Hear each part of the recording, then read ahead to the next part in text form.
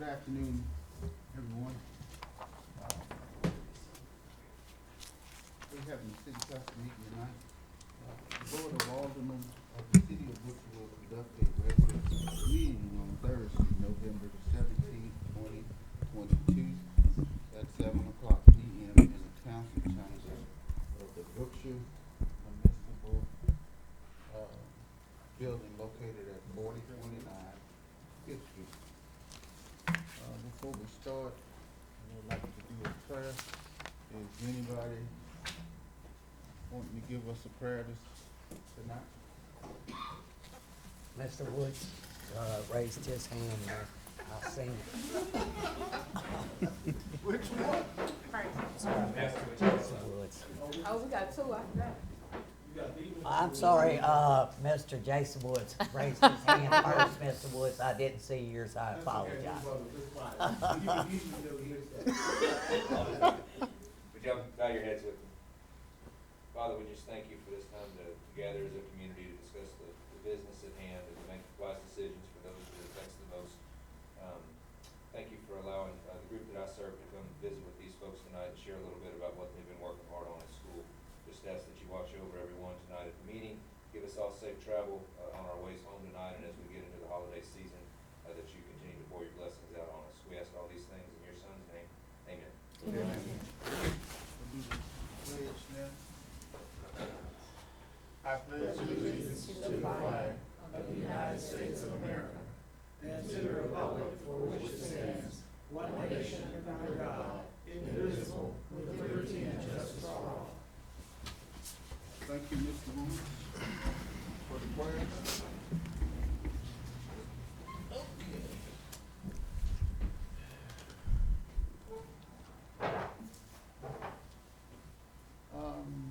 Mr. Rodney. Sir. Do the roll call for us, please? Yes, sir. Mayor Bray, Here. Mayor Pro Tem Bray, Here.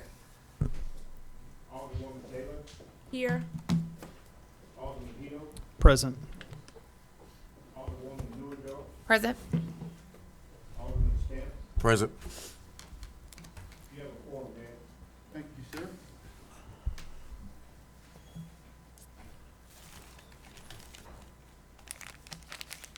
Okay, we'll go to agenda item number 3.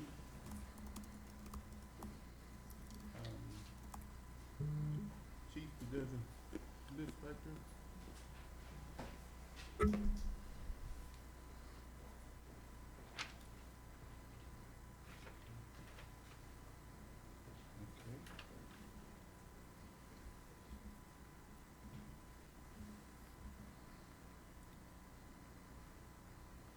We have no one signed up for public comment. So we'll move to agenda item number 4, a presentation by Law FFA Ag Issues Leadership Team. Good evening, everyone. Thank you all for attending tonight. My name is Jason Woods, one of the ag science teachers and FFA advisors here at Royal High School, and contacted members of the city council this past week to ask if it would be okay if we presented one of our topics that we've been working on in our leadership season to you this evening. And while two of my members are finishing in the bathroom, I'll give you a little background information. In the fall semester, the FFA competitive events groups participate in competition with each other, and in the fall season it's always with public speaking and communication development. We have 15 different events that the students can choose to participate in. Some are individual, some are team related, some focus more on public relations and broadcasting agricultural topics, some go through parliamentary procedure and business meetings, some show how to do agricultural related skills. The one that you're going to see tonight is a contest known as the Agricultural Issues Contest, and what it is we take an agricultural topic that is relevant in today's world or society, and we have to break down the positive and the negative effects of it. So their job is not to persuade you to believe it one way or the other, it's to simply give you the facts that are relevant, things that cause debate amongst the public, and how that kind of goes down. At the end there's a short question and answer session. So I'm going to get them posed and ready, and I hope you enjoy their presentation. They'll be standing here in front of the screen presenting that way, so if you would like to maybe move to that side just so you can see them a little better, that's where they'll be. We'll get this presentation going, let them come from the bathroom, and we'll get started. Thank you all for the time, consideration again. Thank you, Mr. Woods. If it would be possible, if this group could possibly stand for a photo when we get done at the screen, that would really help out our portfolio, I promise. And I may need someone who's a little more tech savvy than I am to get this to connect over.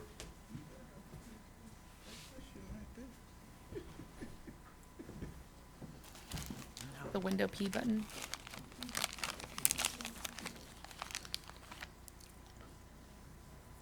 So, normally if I hit like Windows P, it'll do it, but it's not recognizing it as a source. I don't know what this is set up to read. Port, I've always either done it. You go directly. We need your help. Into the connection that's on the back.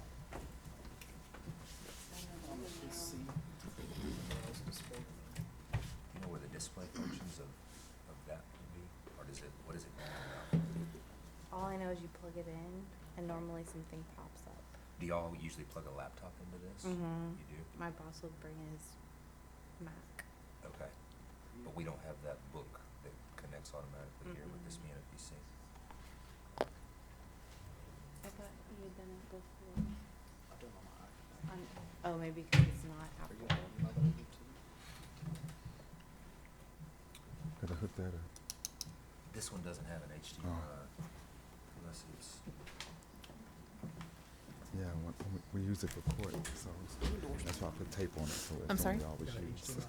I do. Do you want to use my laptop? Do the HDMI would work.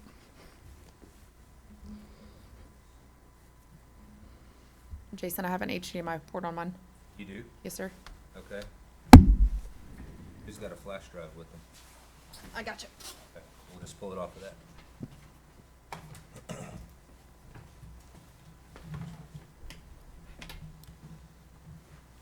I'm gonna pull mine. Mayor Branch, could we move to agenda item number 5 and give them an What do you need me to do? opportunity to, Okay. Are we waiting on, that set up? Move on to 6. I Agenda don't have a item flash number drive to 5, transfer now. discussion and possible action regarding resolution 1388, a resolution authorizing removal of replacement Is it reading? sign. Is it a PowerPoint? You want to email it to me? Mr. Hill, If we can table that one, Mayor, I appreciate it. Is it reading? we're gonna table number 5. Mayor, while they're still getting their stuff together, would you like to move to agenda item number 6? Agenda item number 6, discussion and possible action regarding a request by Black Panther Transportation Inc.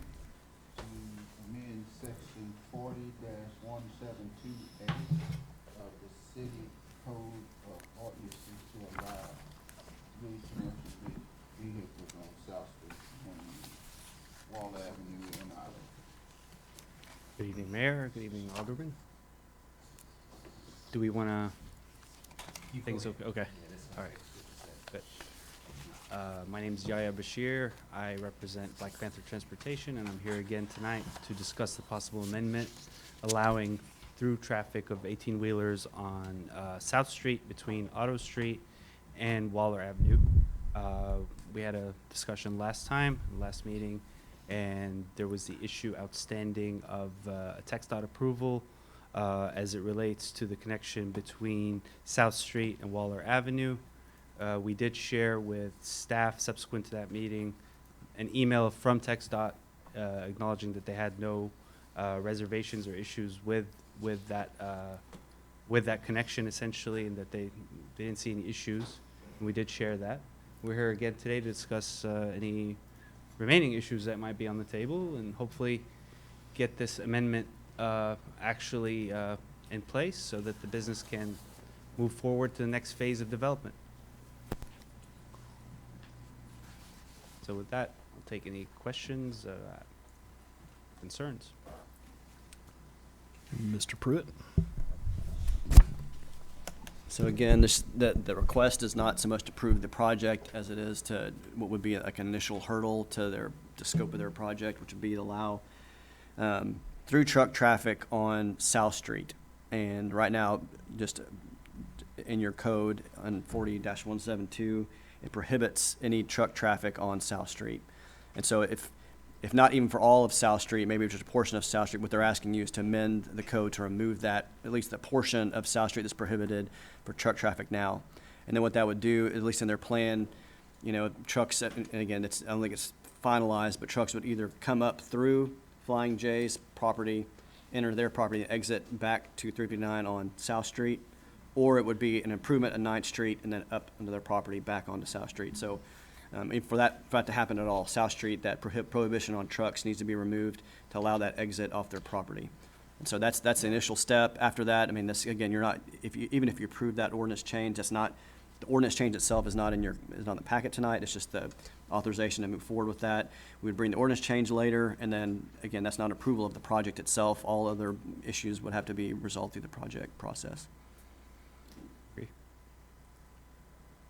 Have you talked with Flying J to see could y'all work some kind of deal, and what's the status of It's that? ongoing. It's not resolved. There's a possibility of that happening. I feel like it would take some negotiations as far as financial incentives. But our first hurdle to the project is this phase. And so it would be a bit premature to finalize anything with Flying J if we don't have this approval. So did you get anything in writing from TxDOT? I'm sorry? Did you get anything in writing from TxDOT? We did, and we shared it with staff, and I believe it should have been circulated with the council. This was, I think, the day right after our last meeting. Yeah, in your packet, you should have something that's an email chain that they sent over. I have extra copies if you need them. Oh, we got Okay. But the issue we run into is that if we decide to open up this small portion for them to be able to do that, then what about the other businesses farther down South Street who could come and say the same thing? Hey, well, you allowed this company to open up a portion for their trucks to be able to drive through. What about our company? Well, are you guys going to allow that for us as well? It's only this, correct me if I'm wrong, Mr. Pruitt, it's only this small part of South Street that the ordinance The request addresses, is correct? applicable to only this section. The ordinance right now says all of South Street. I think what they're requesting would be from your, essentially around your property, would be western property line. Is that correct? Correct. All the way to south. That's what they're requesting. I stand corrected.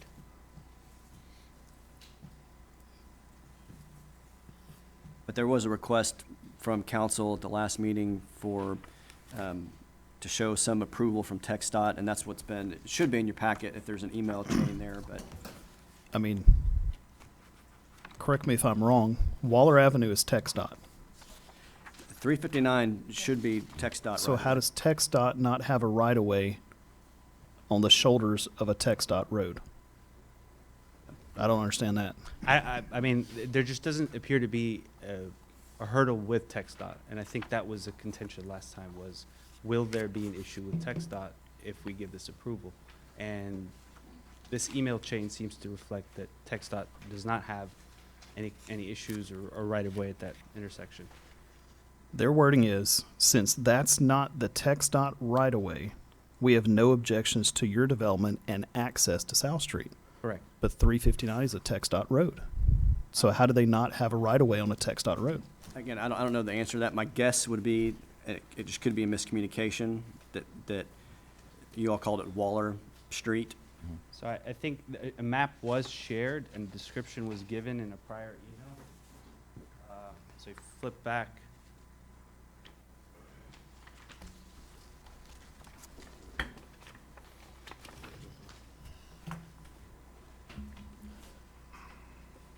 Flip back to the beginning of the exchange there.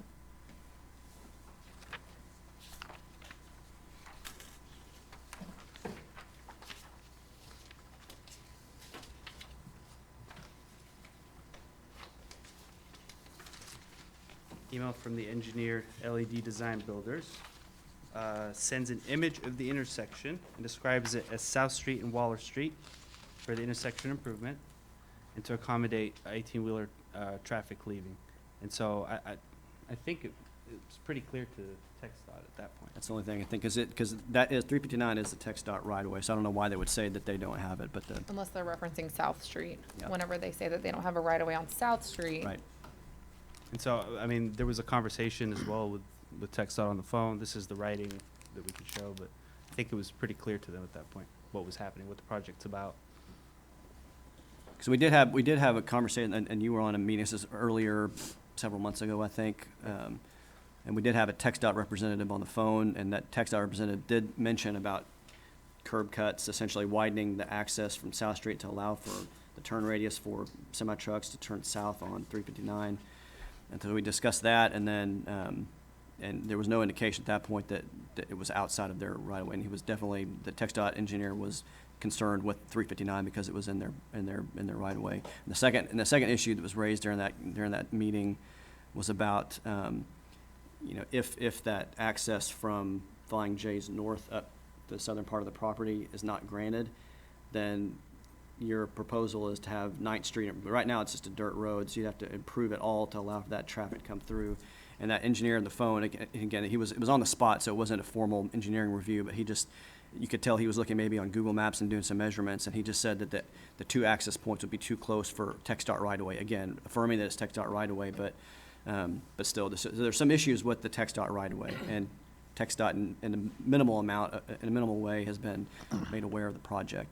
I think that the real solution here is to have TxDOT as well as this gentleman up here before council, and let's get a clear understanding, because this email is about as clear as muddy water. Yeah, I mean, I'd be more than willing to make that motion. I know there's already issues with this property, and I'd hate to give y'all another false impression, Yes. and then we come back 2 weeks from now and TxDOT, my understanding, TxDOT was planning to expand that road as well. So If you look there's a at couple issues I'm just concerned about that we need to make sure before we give y'all false hope, false hope, and then Yeah, y'all we're not looking for fund it. false hope. We're looking for support. I think the issue of TxDOT came up last time. We've clearly addressed it. I think it's a clear email. it's- I don't think it's a muddy email. I think well, to me it is. right. Well, I mean, And I mean, language if you want speaks for to itself. challenge my intelligence, sir, I was trying to make it easier for myself, the rest of the council, as well as yourself, asking a TxDOT representative. If you don't want to do that, I'd be more than happy to deny. I meant make the motion just to table this, and we'll just continue to keep on seeing you each and every meeting. It's make it light on yourself, sir. I mean, that's not my issue or concern. It's just that if it's a matter of addressing this with TxDOT, I think that's been done.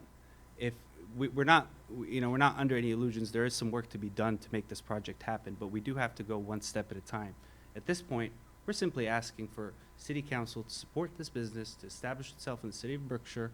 Step one is we need to have some clearance on the small section of South Street so that exiting trucks can make their way to 359 Waller Avenue. I mean, we've gone through this phase with TxDOT. I'd be happy to do it again, but I think it's been addressed. I think there's a clear reference to the intersection. There's a clear reference that this is 18-wheeler traffic leaving that specific address of the slot, and TxDOT is aware of it, and we have a clear email response saying we have no issue there. I don't know why they say they don't have a right-of-way there. I can't speak to that, but I have, writing confirming that TxDOT has no issue with it.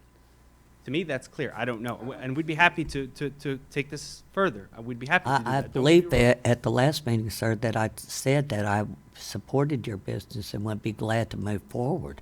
But I personally cannot move forward until I'm clear on whose right-of-way it is. And I am, through the emails, I am not clear. And I'm asking you, could you, Mr. Pruitt, and TxDOT work together and appear before council at the next agenda? That was all I was asking, sir.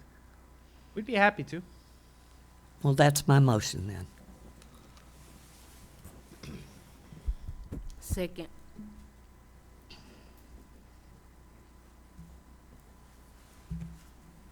Mr. Pruitt? I work for you. That's fine.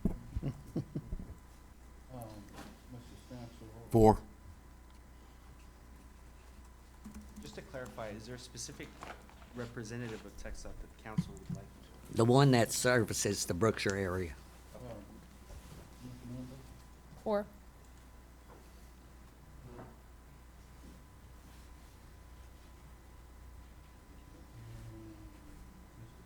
Four. Item will be tabled for the next.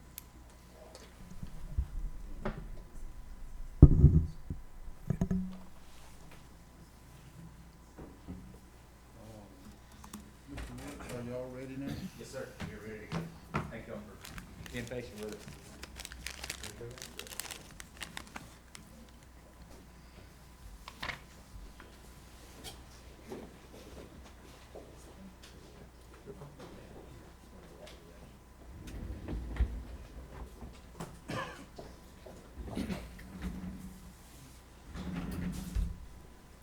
Again, one line, if that's okay.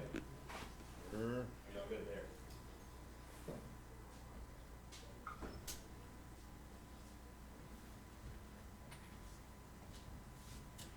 Good evening, judges, and thank you for volunteering your time to the Area 11 Association.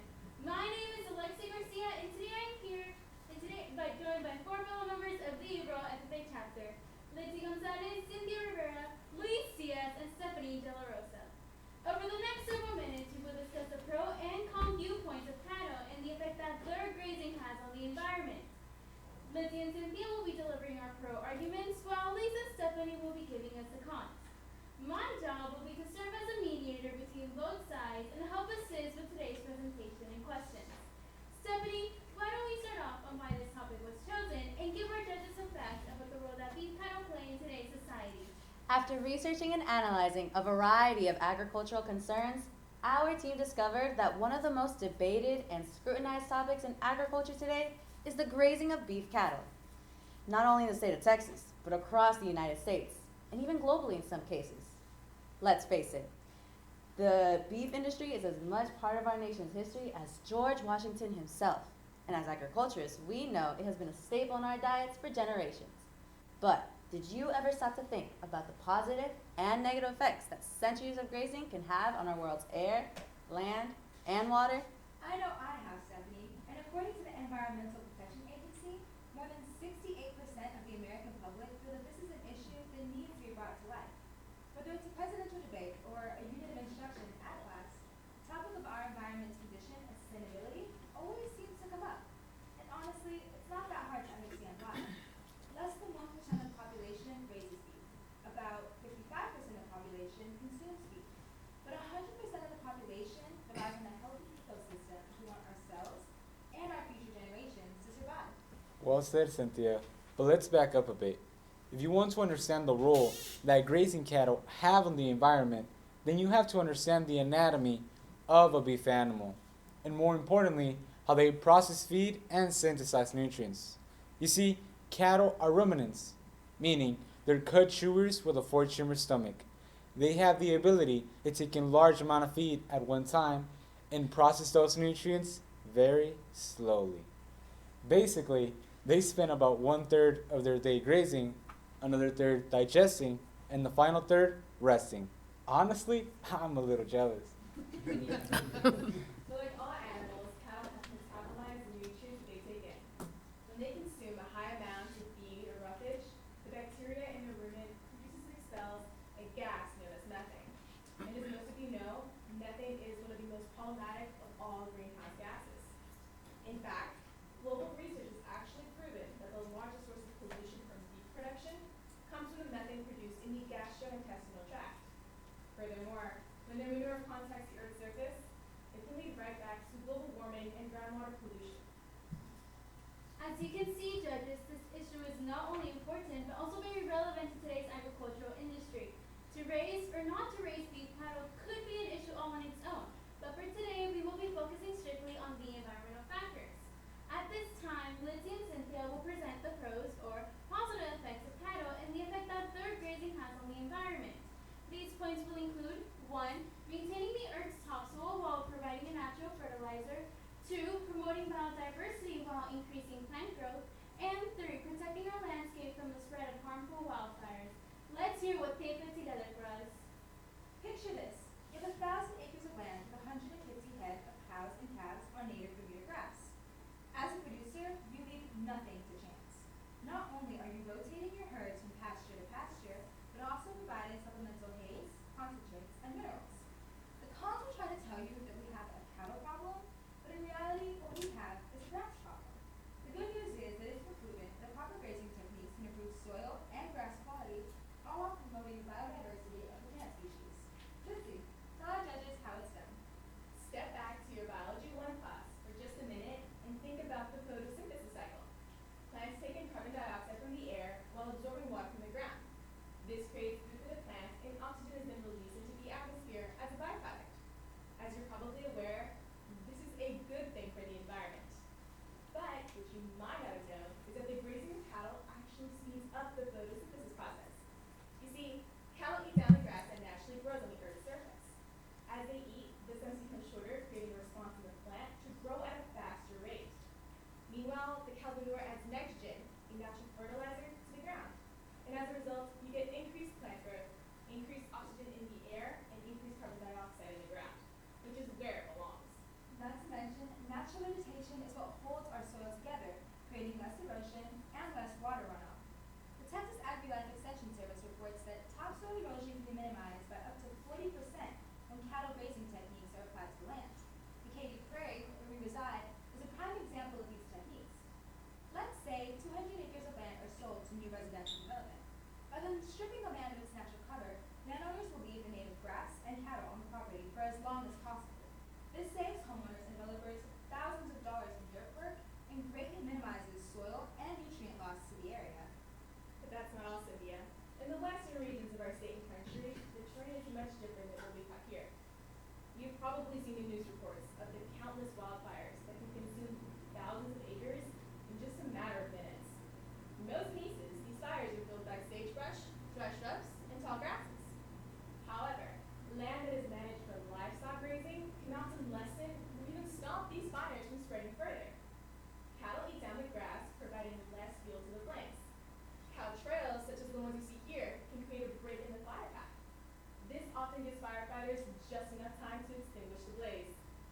ABC News reports that last year alone, over 7.1 million acres of land were burned by uncontrolled wildfires. If grazing cattle can lower that number by even the smallest percentage, then we have to consider that as a benefit. As we consider environmental impact, the term biodiversity is often brought up.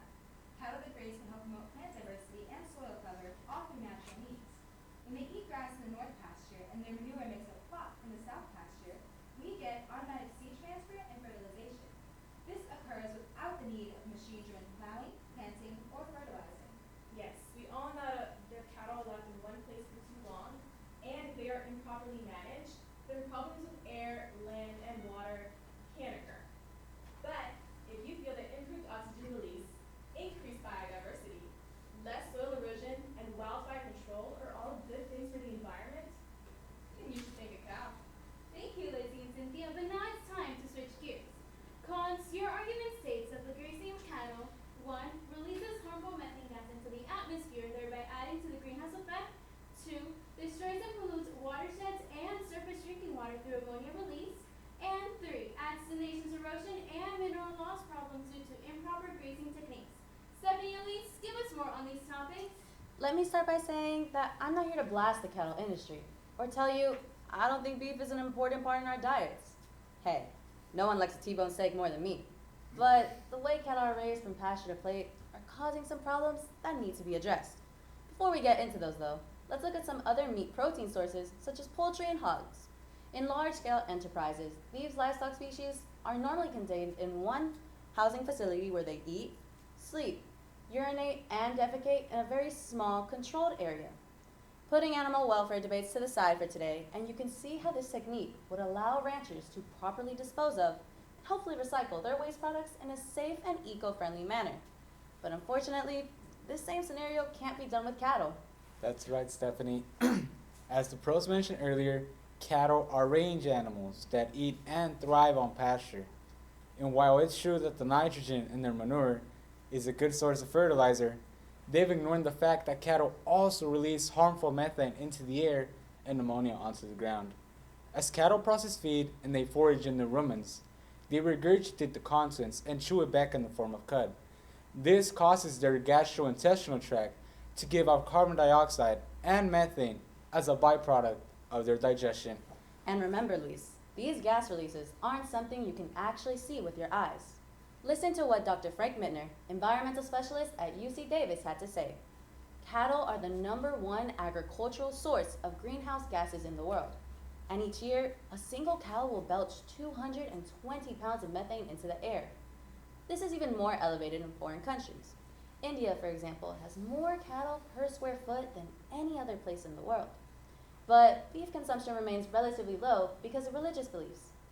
Cattle end up living longer lives and grazing in more crowded areas, which just adds to their environmental effects. Believe it or not, air pollution's not the only issue here. Cattle actually create similar problems to our water supply. Fecal matter, urine, and ground sediments are transferred and then deposited by cattle into new bodies of water through both direct and indirect means.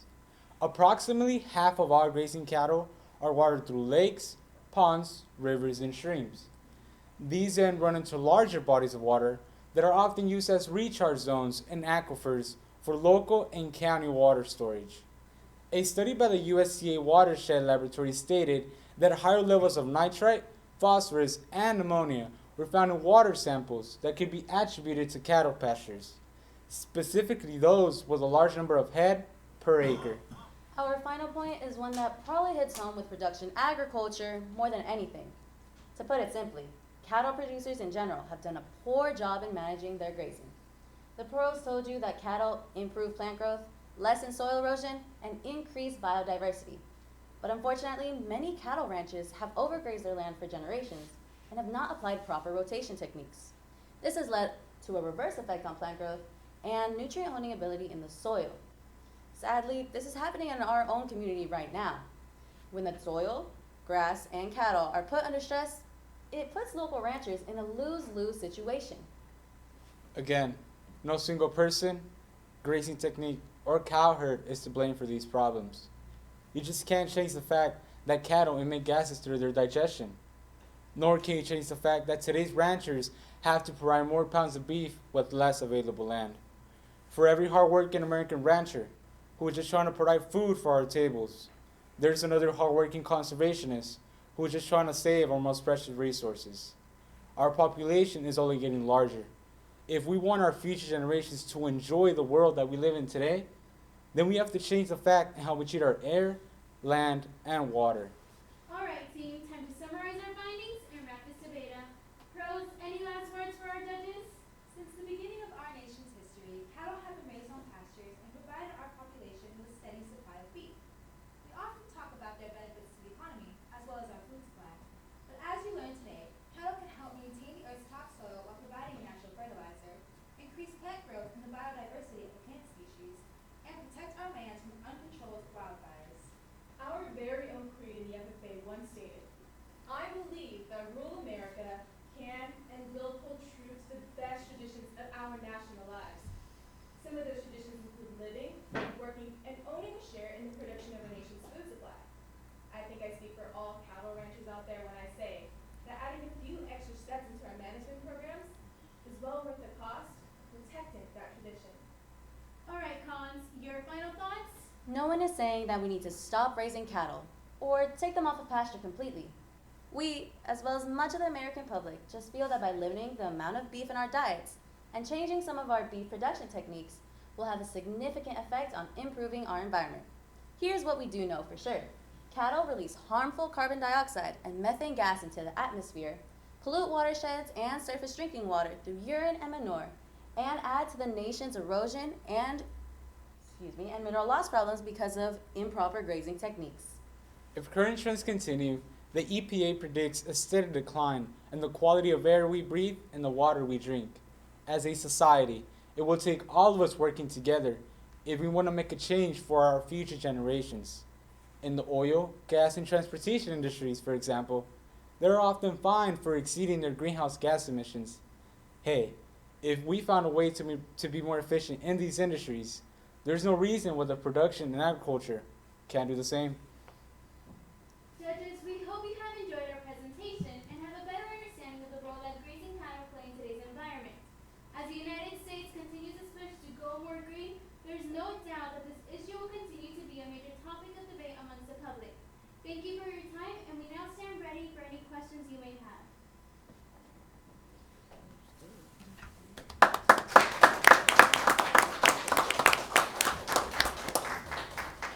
I have 3 questions for you. So, I was reading a little bit about the renewable compressed natural gas. Have you heard of this before? It's called renewable compressed natural gas. It's something that's actually being explored by the dairy industry right now. Do you think that this is something that could be used in more than just the dairy industry to help sustain our beef cattle industry?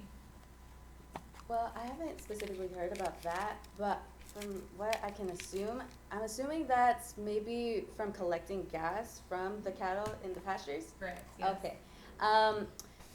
I actually have heard that they're trying to implement that same technique in the beef industry, but it's a little difficult since the demand for beef is high, and I think putting that on every single cow would be difficult. So it's an attempt that we're trying to make, but I think it'll just take a lot of time for our technology to really get there. Next question. Are there ways that we can reduce ruminant methane production? So some ways that you could do this, a recent study that we've been researching was that maybe changing the feed that we feed our cattle these days would be actually implementing half a grazing technique with the actual feed. So maybe giving them like a 50-50, not just feed, because research shows that cattle that just graze on land, they release more harmful methane than those that have like a feed and like are actual like grazing. An example of some of the feed that he was talking about is some corn and possibly even seaweed. I was hoping you were going to say seaweed. Mm-hmm. Look into, it's called red macroalgae asparagus Asparagus taxiformis. Okay.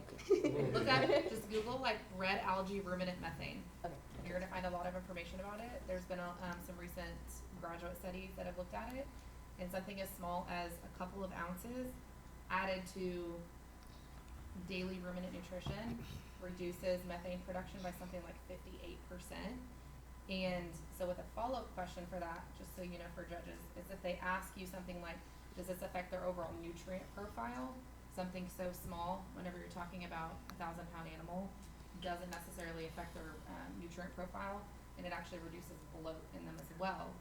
So we're reducing methane production, as well as we could, potentially cattle that are, like the example you gave, hundreds of acres, where we may not have eyes on them every single day. We don't have to worry about bloat, especially in the springtime. Thank you. I'm gonna give this to Mr. Wood. Rather than try to repeat it, he can have this. Yes, sir. So, the grazing mismanagement issue, does it exist to a point right now that it's irreversible damage, or is it something that we could retrain ranchers and salvage that land and bring it back to a usable condition? So this is definitely reversible if we're willing to do something about it. I know the Texas Hydrographic Extension Service, we have one in Waller. They go to ranches. This is completely free. They go to ranches and they will test the soil, and they can give like proper grazing techniques to ranchers. But it's just if we're willing to use those techniques, but this is completely a reversible thing.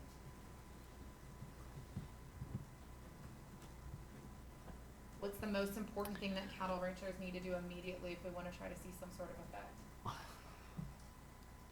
Well, one of the most common or implemented techniques is the rotating technique, which is when cattle ranchers usually take part of their land or section their land and have the cattle in one portion, and then once they completely eat down the grass in that portion, they move it down to the other portion. that allows the land in one side to grow and allows them to kind of like have even it out so that both lands have equal grazing and equal amount of time to grow. Alexia is correct. My father is recently looking into renting out some land out in Hempstead for his cattle. He has about 20 head of cattle with one bull. And he's realized that the pasture he has out there is way too small for that many amount of cattle.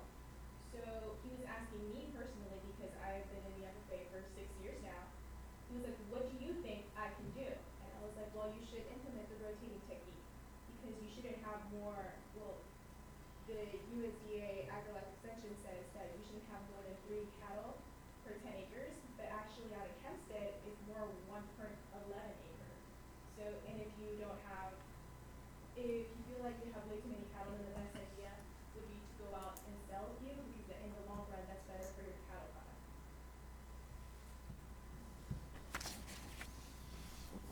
Thank you, Mr. Woods, for bringing them. They've done a very fine job. Guys, good luck on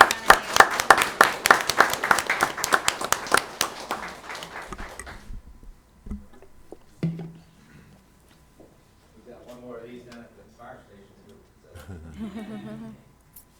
Thank you all for allowing us the opportunity. You're welcome. Did you get your picture that you threatened them? I took one from there. Okay. I did, yes, ma'am.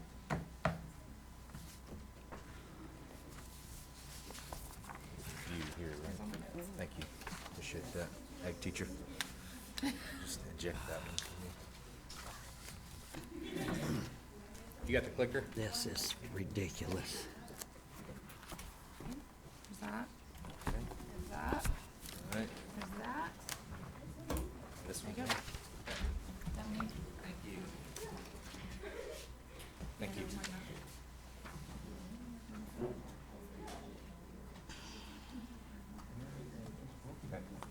That'd be good to probably look into and maybe bring up. Problem is, I can only get one side to do it right. Good job, guys. Good luck on Saturday. Rooting for Huntsville. That's right. Get us a ticket. That's the ticket? Need that ticket to Huntsville. Okay. Y'all can do it.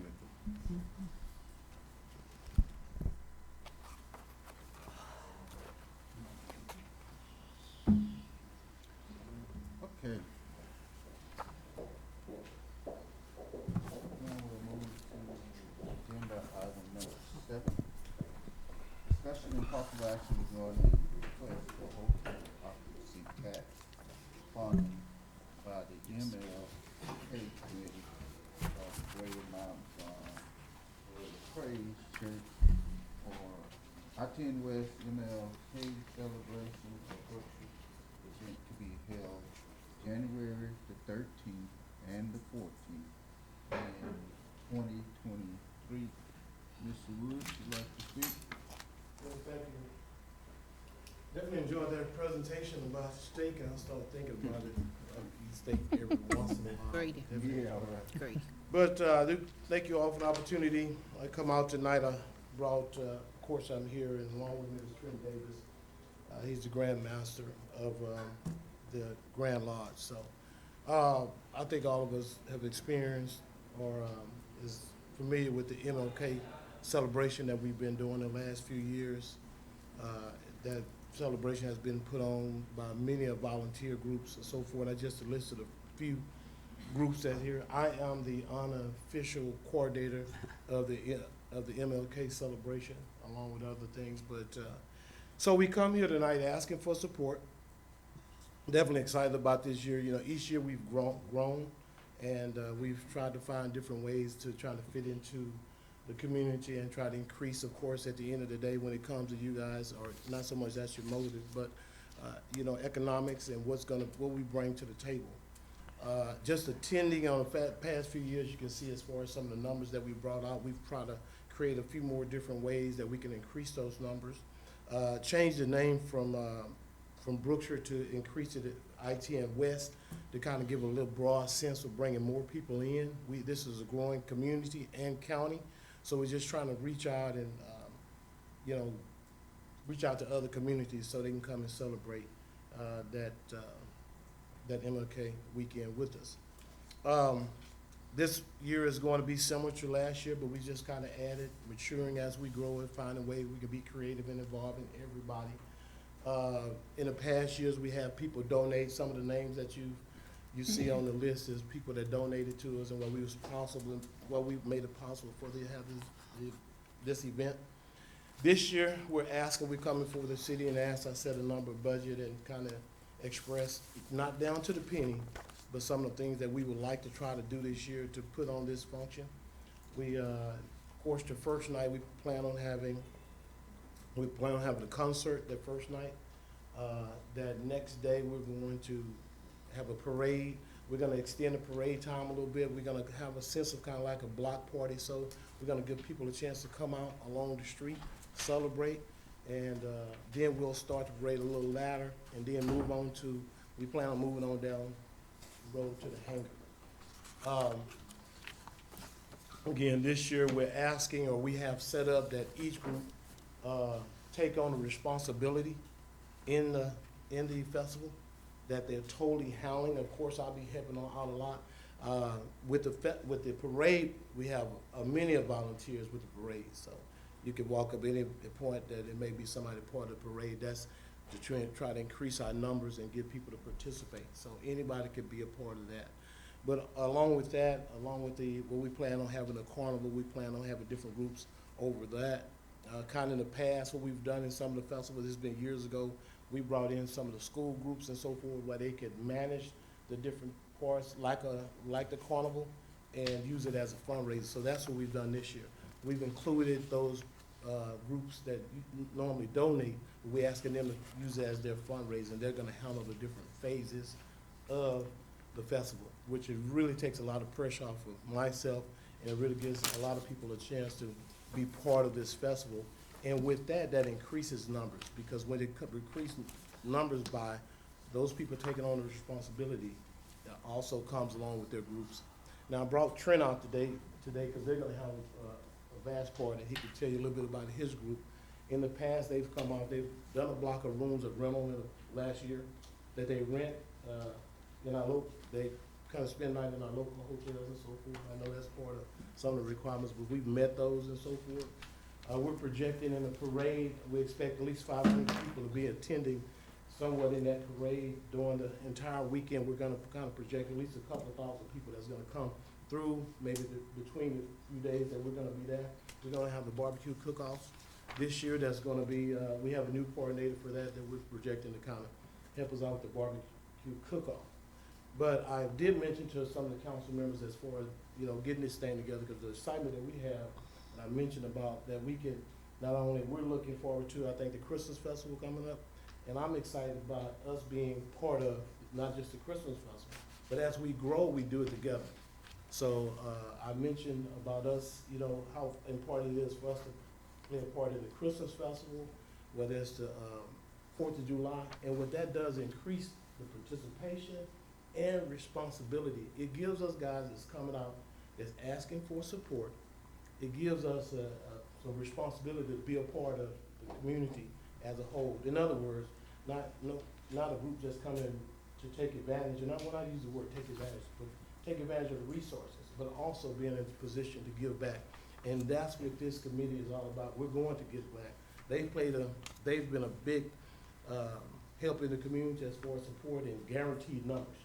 Because I know their group, at least if we don't have anybody else at the parade, they're gonna bring at least over 100 people just with their group along. So those things that I try to employ, where we can have a guaranteed number that we're gonna be dealing with over the week. So he can tell you a little bit about their group.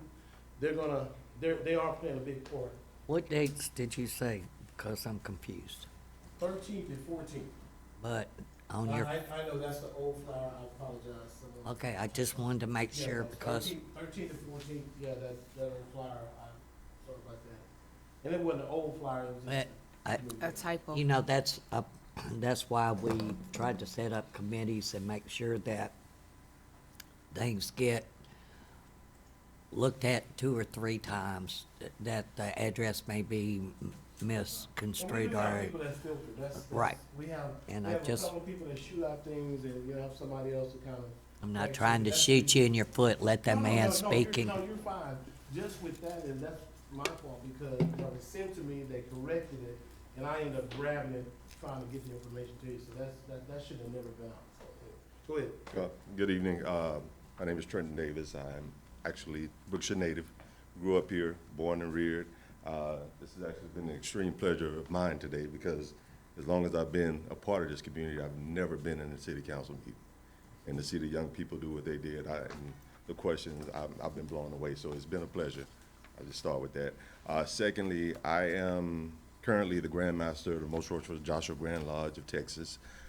We are a Grand Lodge. Have lodges around the state of Texas. I have been the Grand Master for the last 8 years. We have been coming out and joining and supporting the MLK Day celebration. This will be our 3rd year actually being here. And when Mr. Woods contacted me about us taking a larger role, well, let me say this. We're based in Houston. And so for all the years that I've been a part of it, we've always did the MLK Day celebration in Houston. So just like anything else, I want them to come and see my community, my city, where I grew up with. And I know that our numbers can make a difference in a smaller community. You know, there are hundreds of lodges and OES chapters in the city of Houston. There's only one here in Brookshire, you know, and we work diligently with them throughout the state doing different things. Part of our organization, in the last year alone, we've given away 12 scholarships for new college students to go to school. I mean, certain things we do during the year as far as Thanksgiving, Christmas, adopting families, things of that nature. So we continue, our organization is all about charity. If you don't know what the Masonic organization about, it's about giving back. And it's about giving it back to the community that you are a part of. And so this gives us an opportunity to create a fundraiser to be able to do those things to continue to give back. So, I mean, just a small introduction. We're looking forward, you know, to being here and being a part of the celebration. I'm making it mandatory for our members. We did it the last year. When I left here, I told them that, hey, and that's something that being the head you can kind of do. If you don't come, this is the fine you'll pay. You know, so that's where we're standing in. That's how committed we are to making this thing grow and to make it be bigger. Thank you. Thank you. Any questions? Ms. Taylor, if I'm not mistaken, I thought you were over the MLK event celebration for the city of Brookshire. Nothing wrong with the ideas that Mr. Woods and Mr. Davis has here, but I would like to see, if possible, why can't we take those same ideas and elaborate them with the celebration that we're already having for the city of Brookshire, with the funds that we already have for the city of Brookshire, instead of having a MLK for the city of Brookshire, then also having another MLK for this organization as well.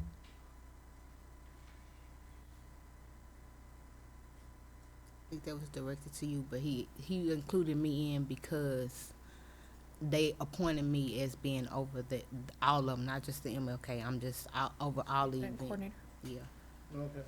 Well, that may be fine, and if you all have an MLK celebration, we definitely support that. well, I'd like to know how far that we've moved on the MLK and why could we not work with this group? That's what I'm That's- saying. yeah, that's what So I'm that's asking. what he was saying. That's what I'm asking. He's saying to collaborate. But I Collaborate, yeah. reached out to Mr. Woods as well, and I asked him, me and you had a conversation, and I asked, you know, what can we do to get together?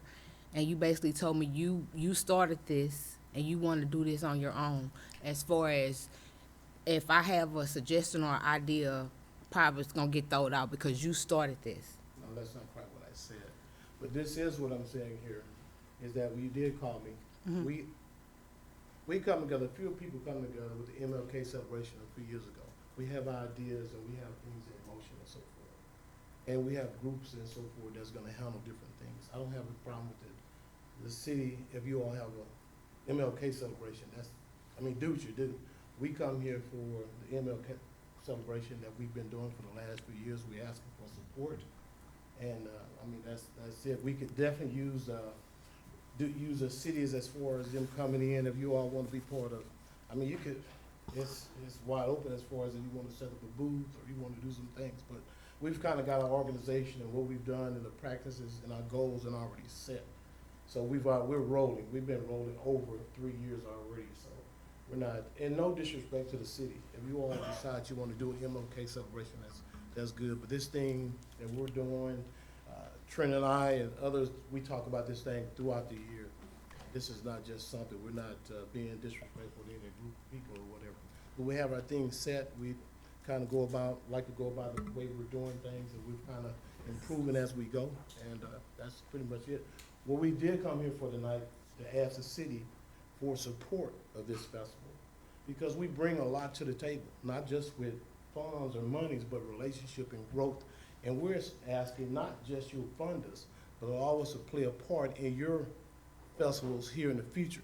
And we're gonna, so you're not gonna just see us in January. You're gonna see us in December. You're probably gonna see us during the 4th of July. So that's the commitment that we have to the city of Brookshire. And I would just make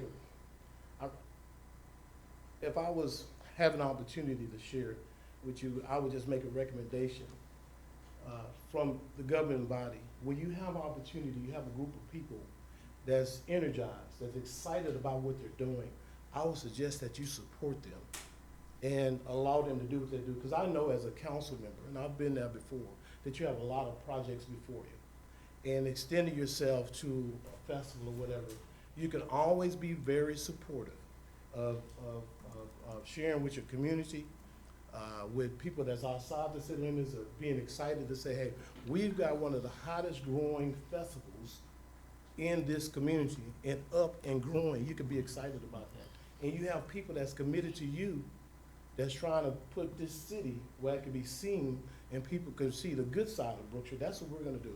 We were just talking about some of the things that we could be challenged with to try to get some positive exposure. And I'm not just saying this for your support. We are going to be, and I've talked to him, we're gonna be committed to all the festivals.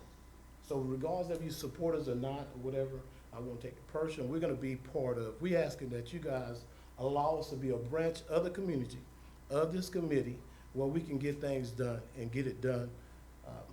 I mean, just be excited about getting it done and bringing everybody together. That's all we have. You know, council, I've been on council for quite some time. I've headed up festivals that people came out to. I've been to festivals that hardly anybody showed up. And what I find, and please don't be offended, Mr. Davis, I don't think me and you know each other personally. I can be a little rough around the edges, forewarned.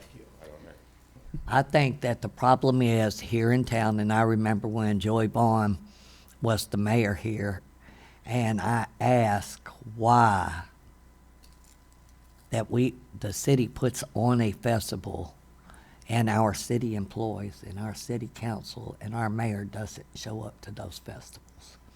We should be the first ones there. And Mayor Vaughn's answer to me was, well, should I make it a rule? You shouldn't have to make it a rule. That's right. We should be the first people there. We should be the first people supporting anybody that is trying to do something for the city of Brookshire in a positive manner. We never are in somebody's newspaper because we done something positive. We're never on the news because we've done something positive. And as long as I've been here, and God forbid that it be this way for my grandchildren and great-grandchildren, this town is divided because of personalities. And once again, I'm going to ask that we place principles before personalities. And with that being said, I'd like to make a motion that we honor this, and where all the citizens understand the hotel motel grant, Mr. Woods or Mr. Davis will not get a check in their name, that each invoice that they turn in, the check is wrote to that vendor. Yes. So while everybody's worried about Mr. Woods or Mr. Davis or Sally Sue lining their pockets, that is not the way that the hotel motel grant works, and that is my motion. Second. So Like Mayor, I just, told just, you, when me and you talk, oh, go ahead. sorry, you can go ahead. When me and you talked, I told you that wasn't anything we could help you with. So I was trying to help because I've been in Brookshire all my life as well, and not me sitting on the council, I still helped and whatever. Even when I was sitting on the council, I still helped. So I don't have a problem with helping. That was my whole issue. What can we do to help? That's what our conversation was. Okay. Mr. Fitz, you vote? Against. Mr. Moonbuck? Can I ask a Did you have something to clarification question first? The funds from the hotel motel grant, is that going to affect our city's budget for events in any way? So that it's a separate fund, and so it'll affect whatever money's in the fund. I don't know how much money's in that fund, but it'll affect the fund. Have an idea of how much money is left in that I have no fund idea. for the remainder of the year? I have no idea. But I was gonna ask a question. Believe me, there's a little bit of money that they're asking for is not gonna make a dent in it because we've not been able to use the hotel motel grant money 10,000. thanks to the 10,000. pandemic. So one She's of asking for the whole thing, not what was. Yeah, I was just asking how much No, is he left. was asking. He asked. I'm sorry.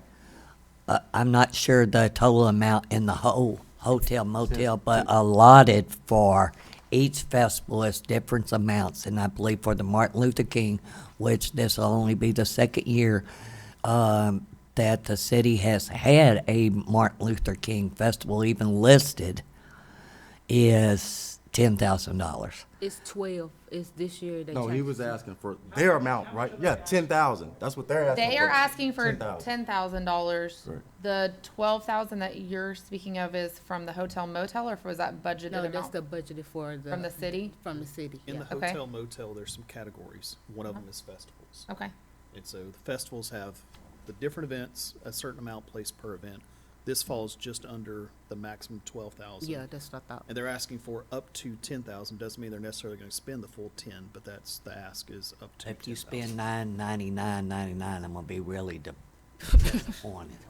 We're gonna, the funds, if it is allocated to us, we're gonna try to make sure those funds are very effective at what we're trying to accomplish. So one final thing, just to make sure the council's aware, and it is reimbursable, the funds is gonna be presented on receipts related to the event. The main second part of the hotel and motel, criteria is that you gotta approve heads and beds, as I say, so hotel block. And I just didn't see it on the application. Do you have hotel blocks reserved or something like that? We, related to hotel? like we done last year, when we got closer to it, we done the hotel blocks. I think, we had up to like 27 rooms that was ready. Well, my organization alone did over 20 rooms.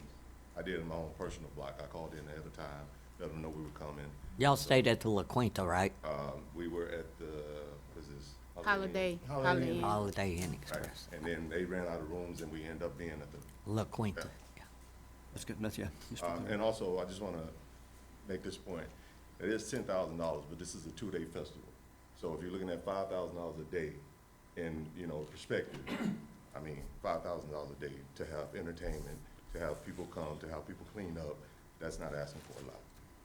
Should be, we expect to, definitely would like your support, but we expect for this to be one of our larger, festivals, dealing with MLK and so forth. And just continue. Last year, I remember the parade. Yeah, there was a bunch of y'all in the parade. Yeah. It was We did. very large parade. Yeah. And when I tell you it was cold, Yeah, it was cold. the wind was blowing. If I'm not mistaken, we had a little bit of maybe a spot of rain here or there.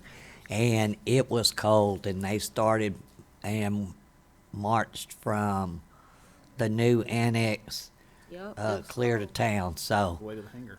and there was never a space in between. There were so many people involved that we were still in Brookshire and they were still coming out of the annex. So this is not a, never mind, I'm gonna put a period at the end of that. Mr. Bowman, do you have a question? If I may, Mayor and members of council, are you allocating hotel tax funds or city general fund for this? Hotel motel, it's a festival that's already on the books, Mr. Barnes. Let me offer the following, if I might. State law requires what's called the two-part Texas test. And they meet those, Mr. Barnes. Why would you say that they don't meet it? I have no idea. The first part of that threshold is heads in beds. The second part of the test is a myriad of categories that fall within that. I know a little bit of which I speak, but if you're reimbursing vendors prior to having any confirmation of heads in beds, I just am. That's not the way to do it, and this is the second time that this has came up, so I'd like for me and you to be able to sit down and discuss how it's done and that we do understand the conditions, because like I've said before, there is no way that I would put myself in a position to go to jail behind a festival or anything else. Never suggest such a thing. Oh, Jesus. Okay. Ms. Taylor, I'm for to help. I don't did know. you say, I haven't said anything yet. you said you had asked a question. Yes, I just wanted to ask a question. So, I mean, I can be empathetic, I guess, prior to my vote, but I can be empathetic with your efforts that you have, and as well as what Ms. Taylor is saying. I'm for this motion. I would like to see some unity, though. Yeah. I would that's like to fine. see y'all work with the city and that the festival be presented as one unified festival. That's just because I know that our city has experienced a lot of division in the 5 years that I've lived here, and I would like to see us come together and help start to erase that. Well, we'll see how the vote went down. So, You said me. I was saying the same thing, like unity, come together. That's why I called and asked what could we do? Are you? For, yeah. Okay, gentlemen. Motion carries. 4-1. Thank you. Thank you. We look forward to it. Thank you. Agenda item number 8, discussion and possible action regarding reevaluation of proposed business that was previously approved on 4714 South Street based on new evidence. Mr. Larry?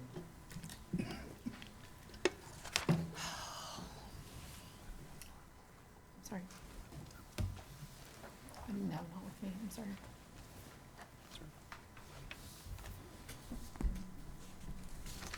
Thank you.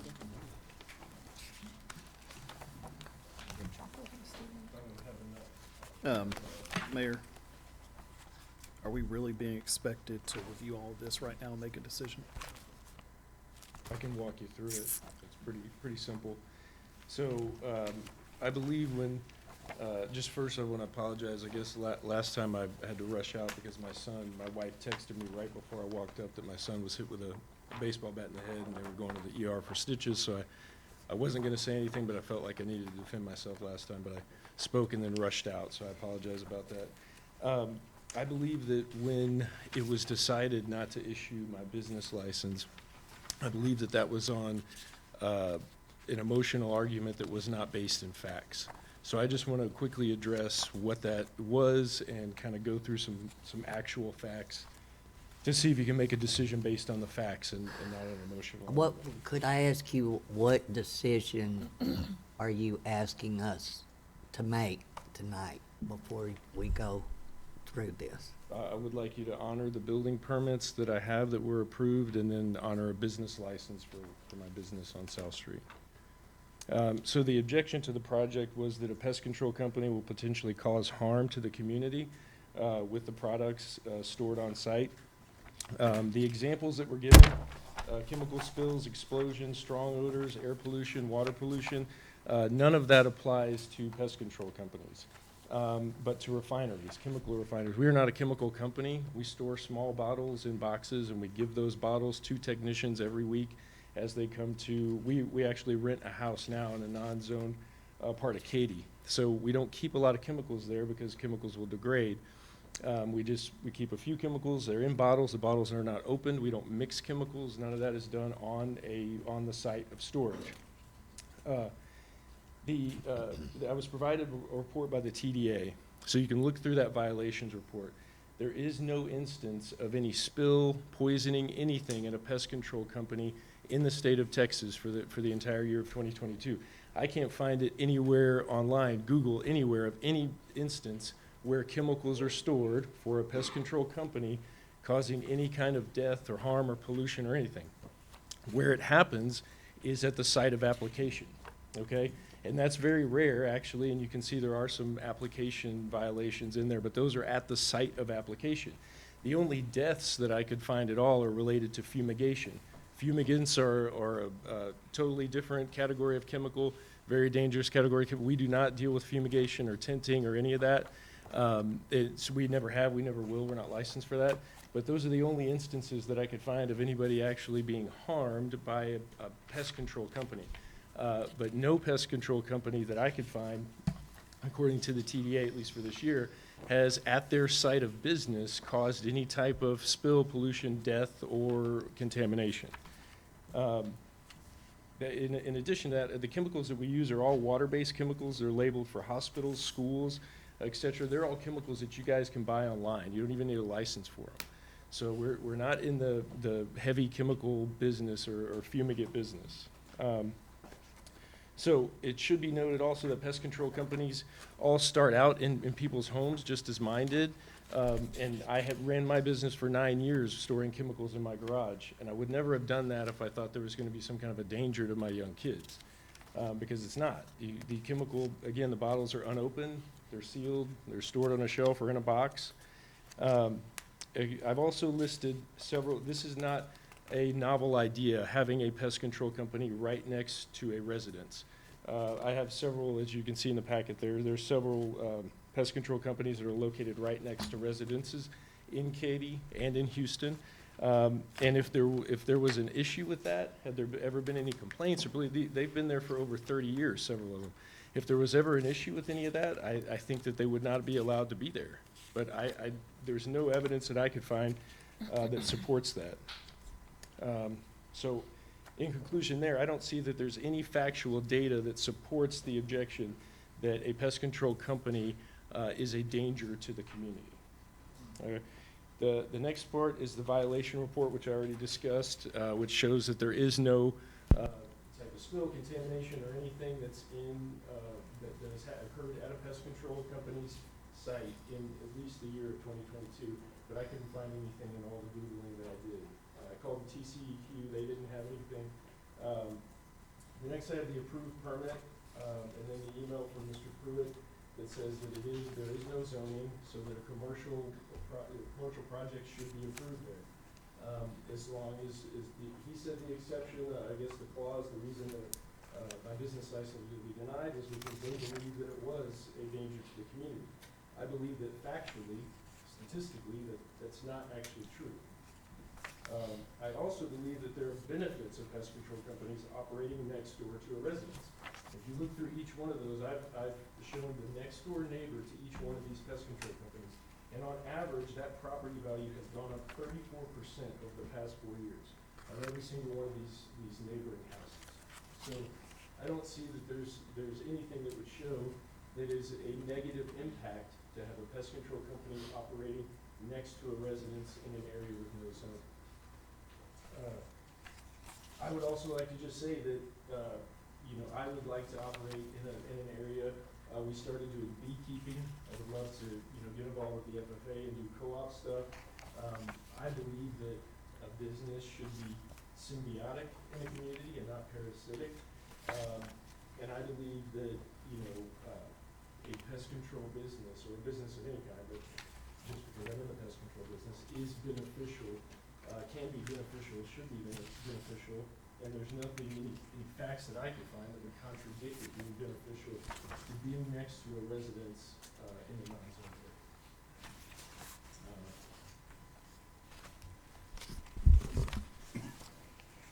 That's all I have, so you guys have any questions? Lotta and Krishna are here, correct? For approval of a permit, does it not require multiple signatures? Okay, I see the signature of the applicant. I don't see an approval by the city. I see the permit fees collected and issued by a staff member, not by the mayor or our code enforcement, who are the only ones authorized to sign off on a permit. And I see Bureau Veritas. So is this actually a valid issued permit? Because I don't see the mayor's signature on here. It's blank. Here's a copy right here.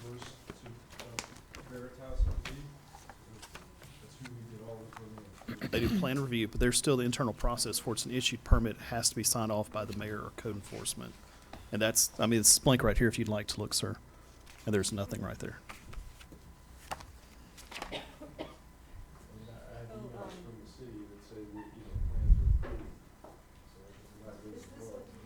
Yes, ma'am. So, this was before we got involved, but I don't see an approved by signature. Neither do I. So I don't, based on this, we can tell. Yeah. So, I mean, there's a plan review, but there's not actually a signed off approval by the mayor or our code enforcement. Typically, that would be signed off by the signature. Correct. So this is not a valid permit. So they can get you emails that say that it's approved. Bureau Veritas does plan review. No, that was through the city. Okay. Who at the city said that? I can get you an email. Okay.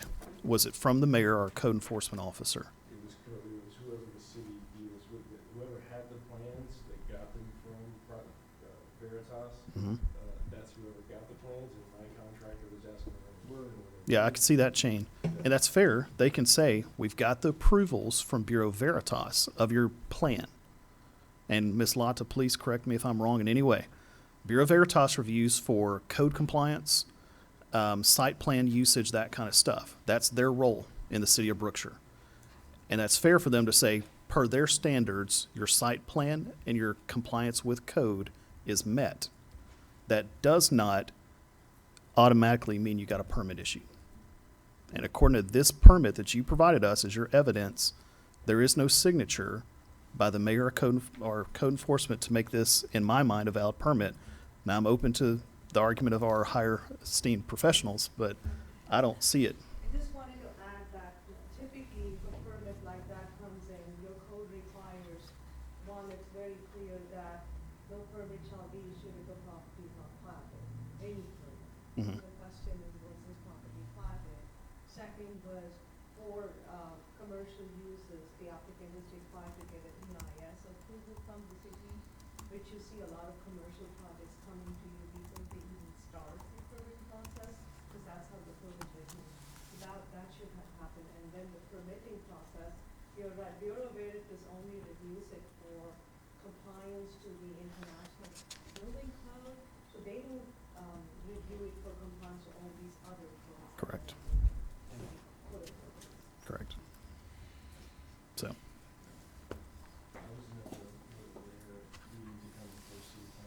it's not, yeah, it's not even before city council. But again, I mean, you're asking us to, and again, I wasn't on council when the last whatever, there's a couple people in here who were. But you're asking me, and you're telling me I have an approved building permit. I'm looking at this and going, this is not a building permit that's been approved. Now, you paid a fee, and I can sympathize with that, and maybe we can consider refunding the fees. But this is not a legitimate building permit that gives you the authorization today to go start turning dirt.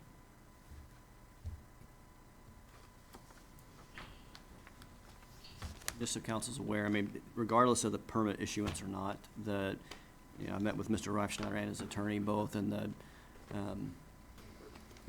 and what was applied to his property and the business that was proposed at the site is there's provision under state law that even though you don't have zoning, you can still, as a council, you have specific authority to direct where businesses go in the city. And that is under that authority why you were essentially directing him to not go to this location. There was an opportunity that you pursued through the Economic Development Corporation to get maybe another site, and the council, essentially did not approve that as well. So, I mean, under their authority under state law, even though they don't have zoning, the council can direct where businesses in the city go, and that's the authority they took. And so it happened to be that the proposed location that you originally had, regardless of the permit, and the second location that was proposed Neither one of those, were approved by council.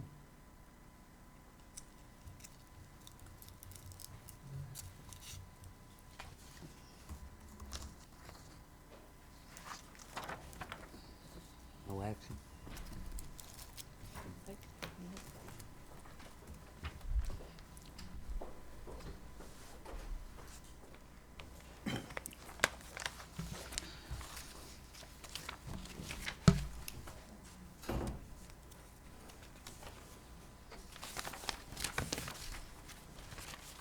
I think this does highlight our need to explore zoning so that we don't have individuals that are making poor financial investments into property that cannot be developed.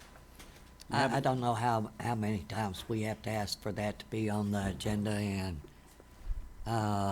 there's this, that, and the other that we could do to keep this from happening, and it continues to be. Ms. Branch? I mean, unfortunately, at the last meeting, the gentleman stated that he purchased the property for a large amount of money because it was marketed as a commercial property, and I can empathize that he would like to have his investment returned to him by listing it as a commercial property, but if the will of the city does not want a commercial property there, then people are going to continue to lose money. Like, Well, we can suggest Ms. that he develops Neuendorf- it as residential and then turns around and sells it.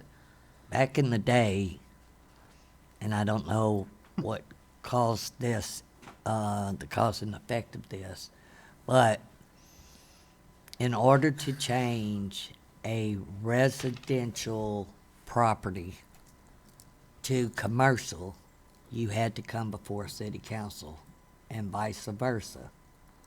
And somehow, I'm not gonna blame Mr. Pruitt because it was not him as our attorney.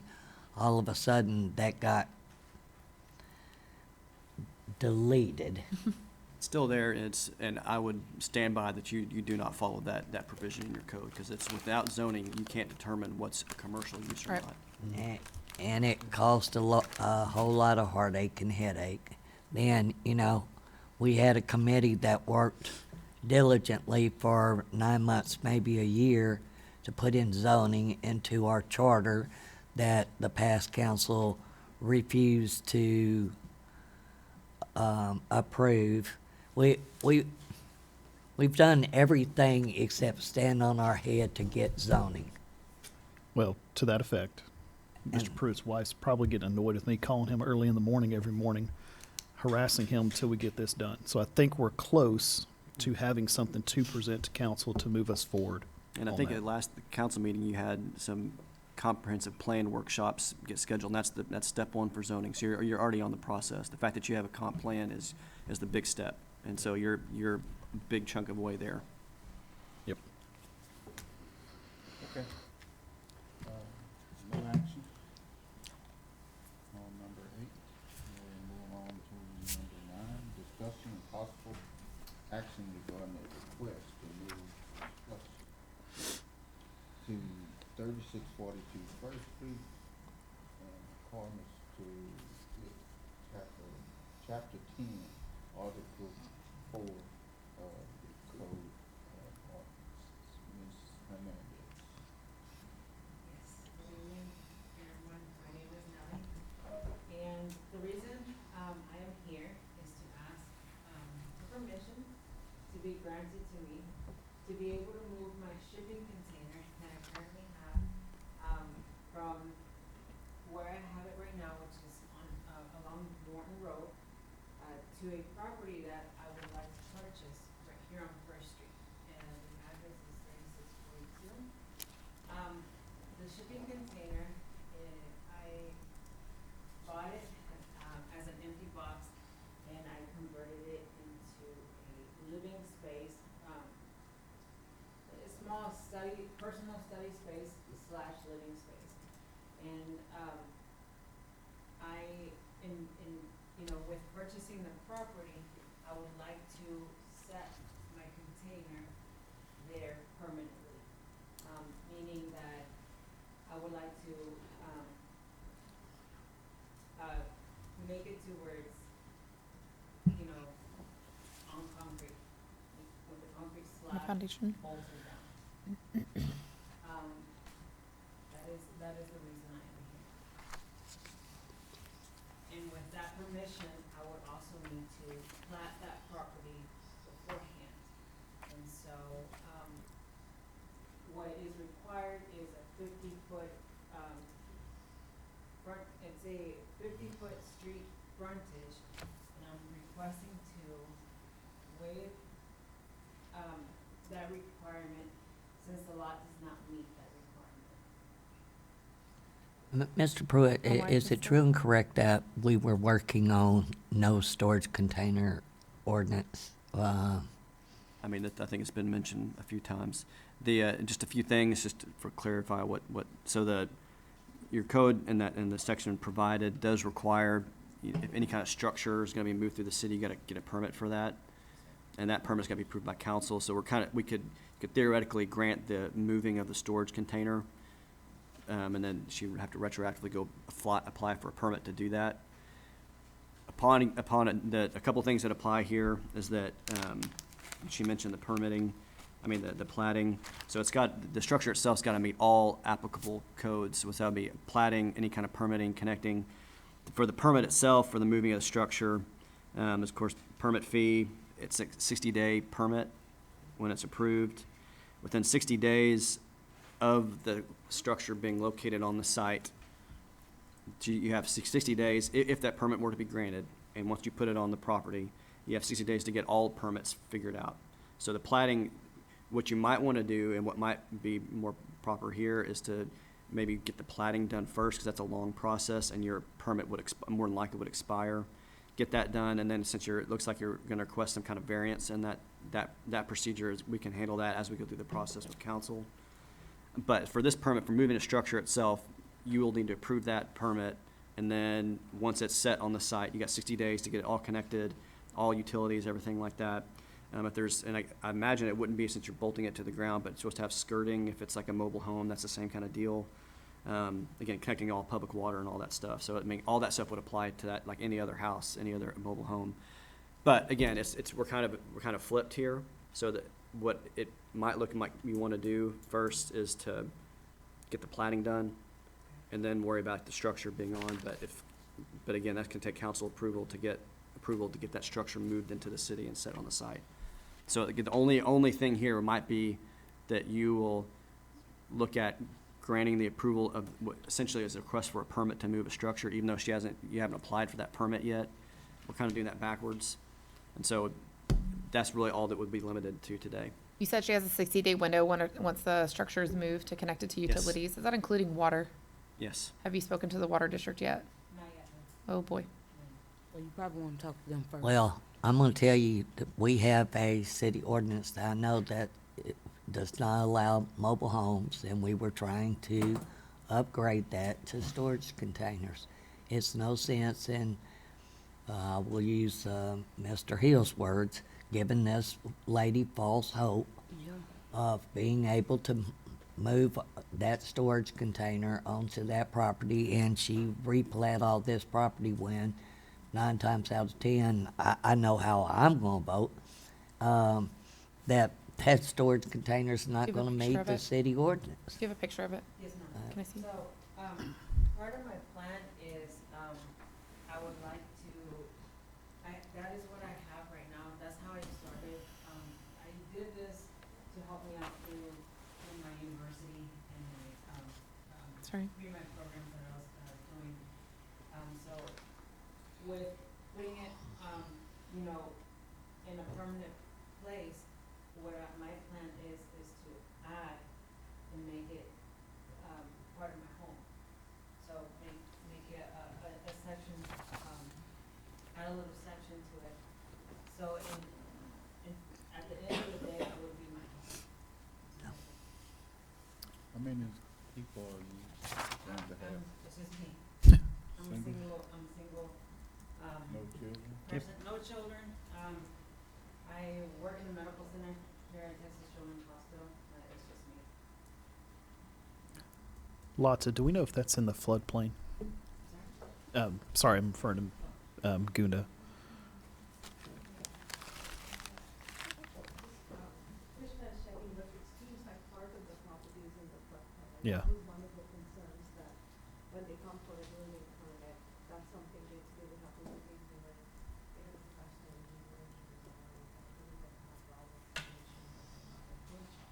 Right. Yep. So this property's in the floodplain. And I would say if it was me, I would have conversations, if Ms. Lotta's willing to speak to you on that, and what requirements would be there, because you're probably looking at quite a bit of money invested. Mm-hmm. You know, I mean, there's some challenges with this particular property that I would do my due diligence first. So, I do want to raise, before I put a concrete slab down, I would want to raise it. Sure. Using dirt. So I think that's what he's referencing, is that there are some certain things that you have to go about in order to be able to get permission to even place dirt on the property, because if it changes the floodwater risk for any of your neighbors, then that's not allowable.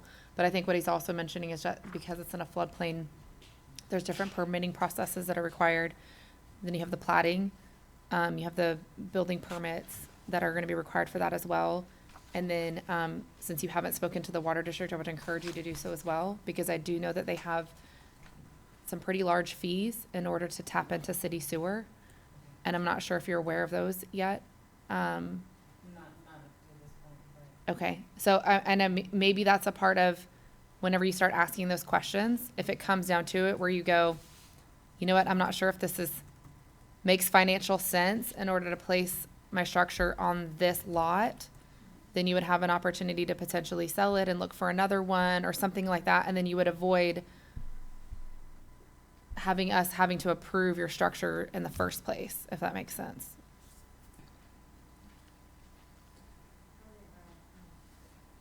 So some of these things that you mentioned were relayed to the applicant on November 15th. One was since it's a landlocked piece of property, planting would need the city council to waive that requirement of the lot width. Right. Because it's not a 50-foot lot, okay. Actually, it's landlocked. Is there? Oh, gotcha. Because there's not an egress to it right now, right? Right. So you are gonna have to create that. Yeah. Somebody else owns that land, so we would have to get an easement over somebody else's property to get to the Okay. street. Through permission or through purchase, At whichever whichever, whichever method. okay. Yeah, or she could purchase it and create she could purchase 50 feet and then create like a pole that leads to the flat portion of her property. But the problem is it's landlocked, so she was made aware of that. The pay width of the easement would need to be a minimum of 20 feet. It needs to be paved as per the fire marshal, so that if the emergency. For emergency vehicle access, mm-hmm. And then, we talked, she was talking about the planting and about the waiver that she would require from the city council because of the lot width. She was also told that she may need an engineer or a surveyor at least a surveyor to prepare a plat drawing. And, it's a two-step process, preliminary plat and a final plat. And as part of the platting approval, she would need approval from the, Brookshire drainage district and the municipal, water district. And then the part of the property is in the floodplain, so, she will need a floodplain permit approval from the city, and she may need to hire an engineer to do the plans at that time. And then she was also told that even if she brings a container in, no matter what, she will need a permit, and that structure is gonna be evaluated based on the conformance to the international building codes, no matter what it is. So, and I guess the links were given to her, and the process was explained that the code would be reviewed, the building would be reviewed for conformance with code, development standards, public works, development inspector would go and look at it, and again, the KP Drainage District and Water District would have to sign off. And then the also told that the approval would be valid for 60 days, so that means that she would have to complete the steps 1 and 3 in 60 days, so this was related to the applicant. Correct, she did tell me all of that. The owner of the property is my childhood friend, so we've been, discussing that easement. And so, that is not, the easement, I understand that I have to, get permission and get it in a notary form. But what I'm asking is the permission to put my shipping container, which is what I've been living in for the past year and a half. has everything, as you can see here, and, Ma'am, what they're trying to tell you is we could sit here all day long and tell you, yes, ma'am, Miss Hernandez. Is that correct? Yep, you can bring in your shipping container and we're all for it. What we're telling you right now, Miss Hernandez, is you have a, as my mother would say, a long road to hoe. And it might not even produce anything. And so we're sitting here and you're going to spend all of this money because you think that city council has gave you permission and everything's good. And guess what? Your shipping container's not going to get to go there. And I'm not willing to vote for you to spend that amount of money to bring that shipping container in when there's two other entities, correct, other Lotta, entities. which is the Brookshire Katy Drainage District, as well as the Brookshire Municipal Water District, which I will go on record is a nightmare for any business or residents. And I'm not willing to put my vote towards it has nothing to do with you personally. It's just I'm not willing to tell you, yes, you're good to go, and it's never going to happen due to the dynamics of the whole thing. I think some of those other dynamics, it may behoove you to explore those. And then if it's still your intention to want to place it there and you've understood and evaluated the entire cost and investment of it, then you could come back before council with all of those documents with you. Because we're talking about like you said, the Brookshire Katy Drainage District, an engineer that you'd have to hire, floodplain evaluations, plotting, talking with the Brookshire Municipal Water District as well, find out because they do have an application process as well as for their tapping into the sewer. The last I heard, I will not go on record to say this, I want to say tapping a new line is upwards of $20,000. So just FYI. I was told, I did get a message, or I got, the realtor got in contact with the person that's selling that property Uh-huh. today, and, they sent us a document, which, I have in my phone. But what they said is that there is sewage connection and water connection on the property already. To connect is about $2,500. You're $2,500? landlocked in. There's so many I thought the different tap was the dynamics that I $20,000. would really like for you to look into if it's nothing except the expense of replatting and the expense of hooking up to the tap in the sewer. Because, Ms. Hernandez, I'm going to tell you, it's going to be And it's not going to be a very fast, expensive. it's not going to be a fast And it's process. not happening before the first of the year. I think that we ought to table this and give Ms. Hernandez a chance to do some research. And if she wants to come back and, Is the sale of the property contingent? Is that what I'm hearing? Or is it contracted and it's contingent, or you already own it? No, It's contingent, okay. Yeah. I would hate to, I think to Ms. Branch's point, I would hate to say, sure, go ahead, and then you go through with the sale of a property now as well, on top of all these other things, and then you realize, holy cow, what did I do? I'd rather give you an opportunity to back out if that's what works out best for you, or maybe you say, no, this is what works best for me, and then you move forward, and then you can come back to us. Mayor Branch and Council, I'm not feeling very well, and I would like to ask that we move to agenda item number 14, and that after we discuss agenda item number 14, that I be allowed to be excused.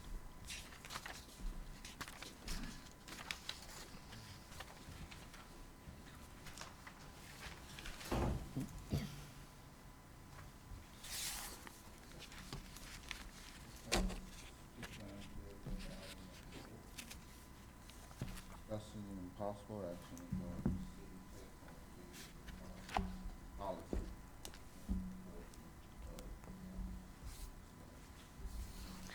Mayor and council, to not mention any names, there was someone, well, we can go as far as saying a officer that had a take-home vehicle at one time. Then he didn't have a take-home vehicle, then he did, and this take-home vehicle has became a nightmare. And there's been a policy in the company, in the city policy, there has been a part in here that there's residential requirements as well as mileage and minutes within the city. And I'd like to ask Chief Miller, how many take-home vehicles, Chief Miller, do your officers have outstanding right at the present moment? Right now we have 3 take-home vehicles. I'll take one, Captain Garcia takes one, and Lieutenant Molina takes one. Captain Garcia is exempt due to the fact that we have him loaned out to a different agency. Mr. Kelly, do you have anybody that takes home vehicles? No, ma'am, unless they on call or something and they personal vehicle break down. But right at this time, no, I don't. And the officer that takes home the vehicle, aside of yourself and Captain Garcia, do you know where this officer, I'm trying to leave people's names out of it, and it's a little hard to I live in Katy. I'm not sure where Garcia lives. And the other officer, I think he lives in the city of Jacinto. San Jacinto, and I've taken the time to research that, and it's 51 miles and an hour and 2 minutes, depending on the traffic. And I don't see the need for a take-home vehicle to be given to this person. There's no, yes, he is a higher-ranking officer, but there's no reason for him to have a take-home vehicle. He can't get here any faster in a take-home vehicle. That officer can't hold the scene until he gets here in his own private vehicle. And so I would like to ask that we enforce our own city policy that I gave everybody a copy of before the meeting, and that we take that city vehicle back as of Monday. I'm sorry, I was gonna have the date.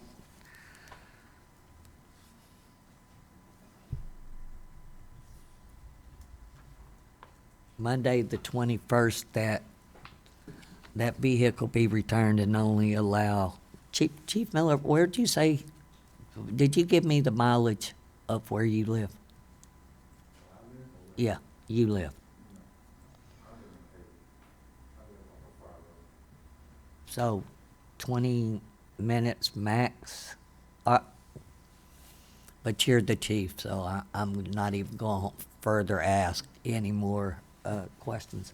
I'd just like this to be implemented, and that we have no more take-home vehicles except for Chief Miller and Captain Garcia, and that all take-home vehicles be turned in and no longer used as a take-home vehicle as of November the 21st. Yes, Mayor Branch. Can I ask for some clarity on Garcia?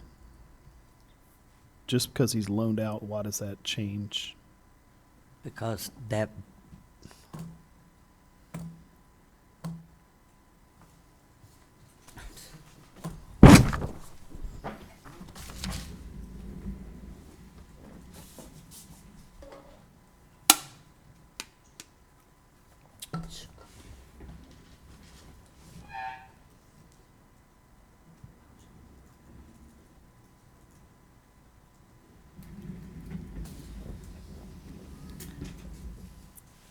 Because the vehicle is essential to his job duties, Mr. Hill, according to our city attorney. As he hangs his head after that statement. Okay. Chief Miller, what's your thoughts on this?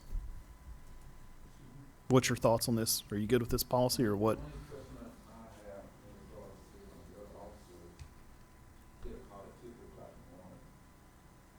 That's what I was going to say. Is he expected he's gonna be approved, or how y'all?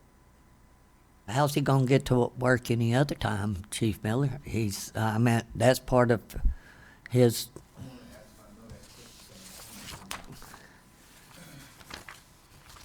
He uses the vehicle that he gets to and from. You know, we're paying people's mileage to come to a job. Nobody, when I was in the workforce, nobody paid my mileage to get to work. If I had to come in on overtime, nobody gave me any extra compensation on. And with the amount of gas used and the price of gas right now, I say that we stick to the, really and truly, I don't care. It's a city policy. That city policy was wrote for a reason, and I think that we should stick to the city policy. That's only my opinion. Chief, I have a question. Do you know off the top of your head, you may not, do you have internal departmental policy that, does it match this personnel policy, or do you have another policy in effect for take-home vehicles? Okay. I done my homework, and there's not even addressed in the police department's handbook.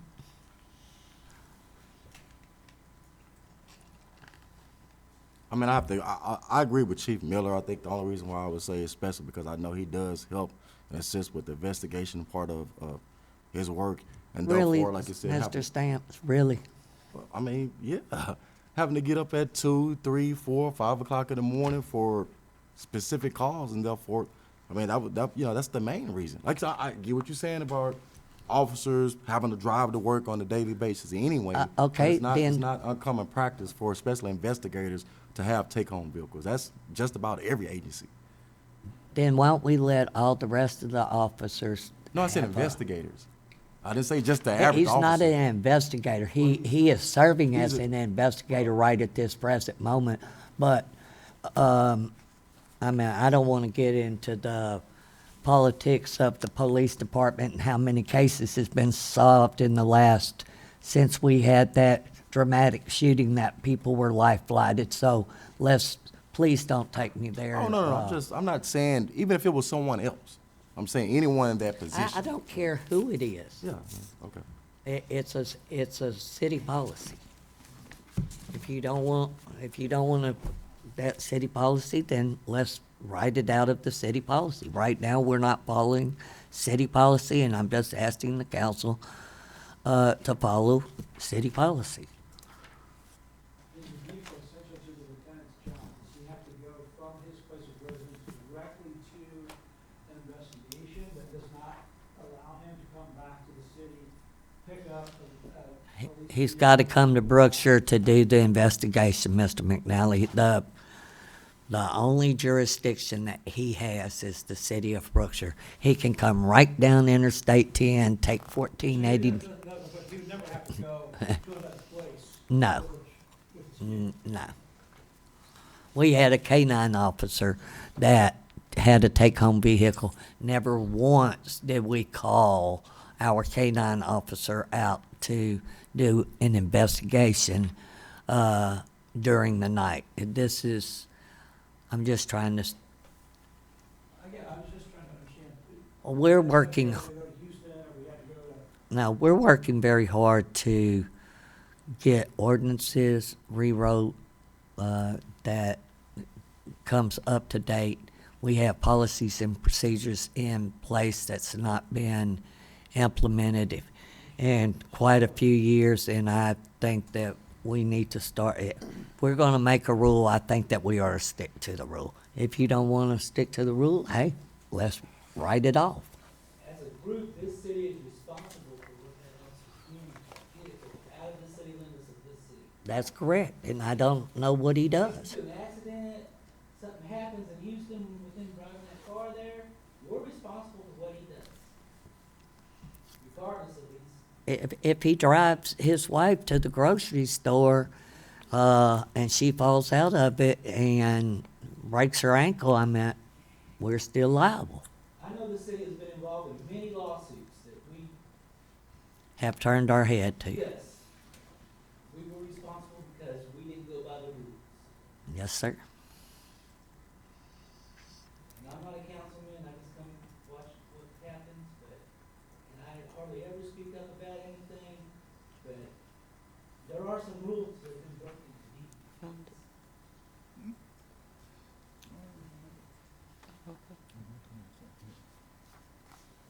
So my motion still stands, Mayor Branch. Second.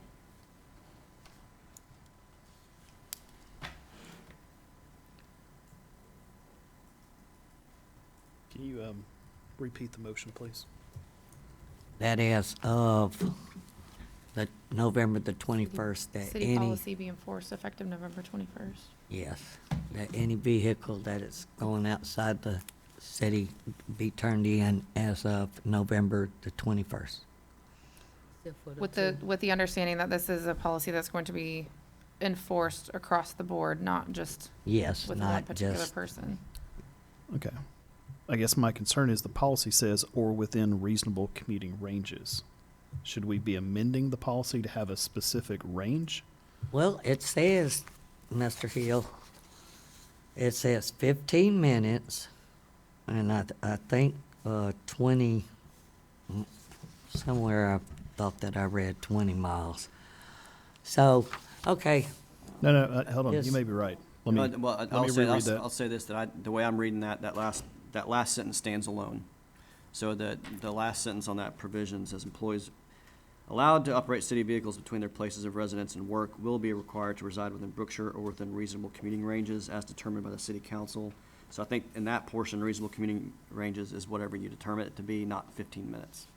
Okay. And so if you want to amend it, I think you could say something like, all you have to do is remove the or within reasonable commuting ranges, strike that little phrase, and then what that's going to say, your personnel policy then will say, is employees allowed to operate city vehicles between their places of residence and work will be required to reside within Brookshire or as determined by the city council. And that's what you're doing here, is that you're determining two officers are going to be allowed to take their vehicles outside the city limits. Everyone else, according to the policy, to enforce it would have to reside in Brookshire. Okay, so the Mr. follow. Stamps, were you not on council when we took Mr. Alex Hickson's vehicle back because he lived 25 minutes away from? Right. And so the follow-up to that is the enforcement aspect of it.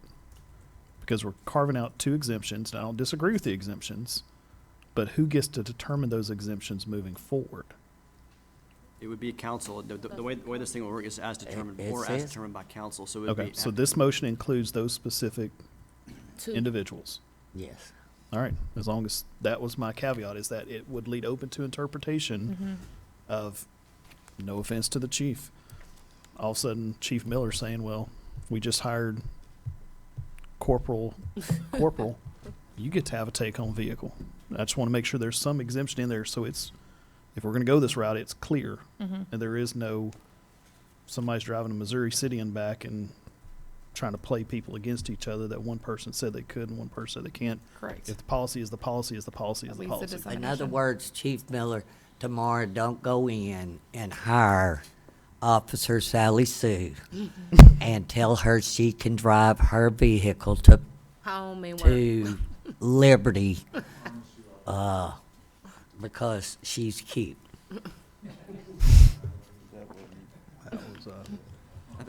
That's another All right, portion of the personnel because- policy we have to address. Because her car is old. I should not have said because she's cute, because she had an older model vehicle.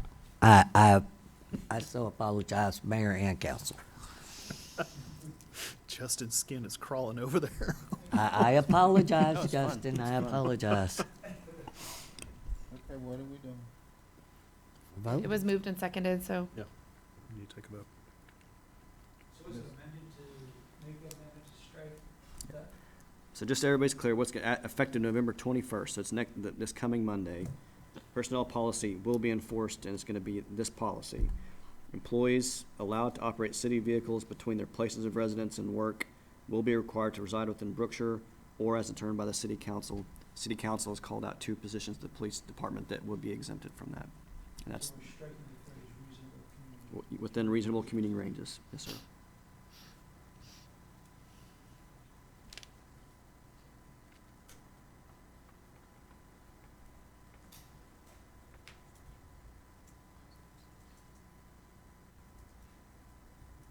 We said that Chief Miller and Lieutenant Garcia could both take on their vehicles. Captain. Captain, I apologize, Captain Garcia. Mr. Stamps, your vote. For. Your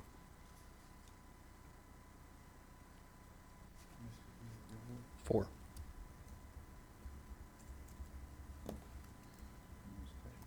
Four. Okay.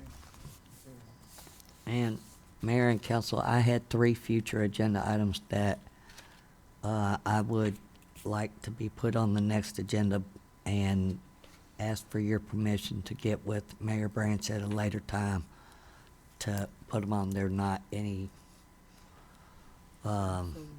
something really serious, but I would like to see it put on there. And now, may I please be excused?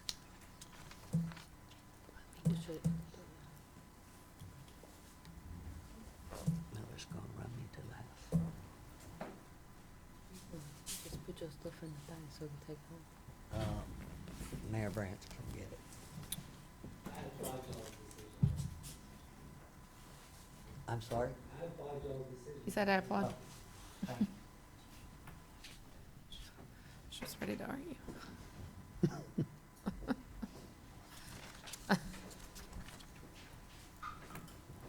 Careful applauding there, Mr. Wethall. That's a real good work in the city. Yes, sir.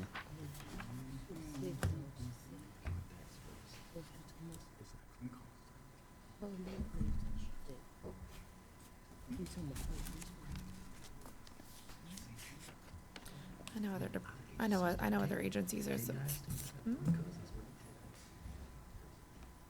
I think the difference is that budgets are a little bit different, and I think we could eventually go back to that, but the other things need to be cleaned up first. Mm-hmm. Okay, so You know, we there's gotta might be as well trust and double buy-in. back and get those other ones. Back to number 10.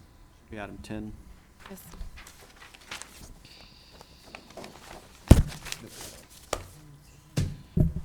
Okay.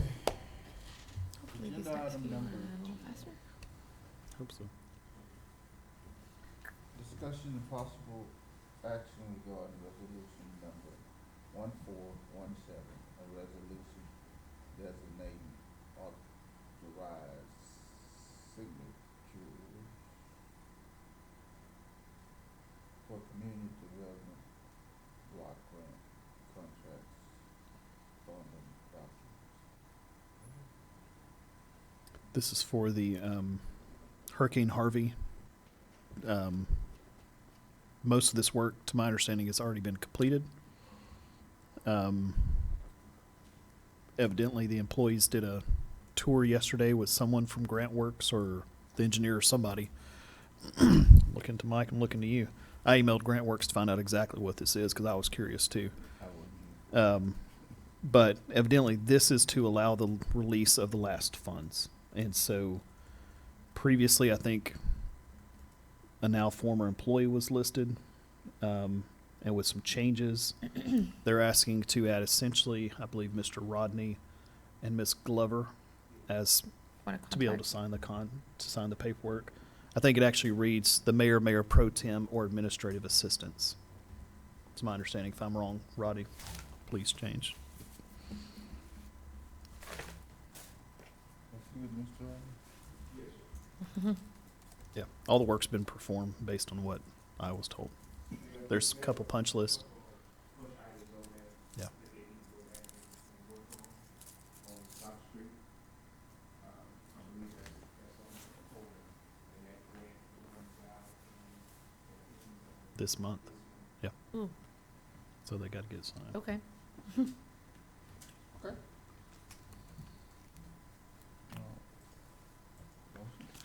Make a motion that we approve resolution number 1417. Second.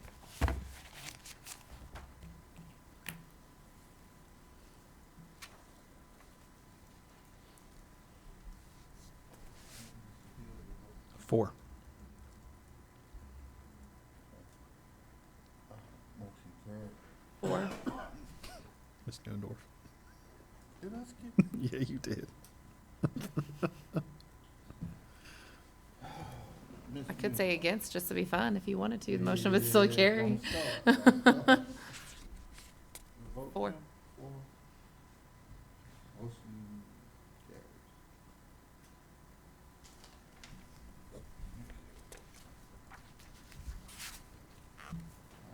Next, we have agenda item number 11, public hearing, regarding amending chapters 24, 36, 42, 44, 46, and 50 of the City of Brookshire Code of Ordinance.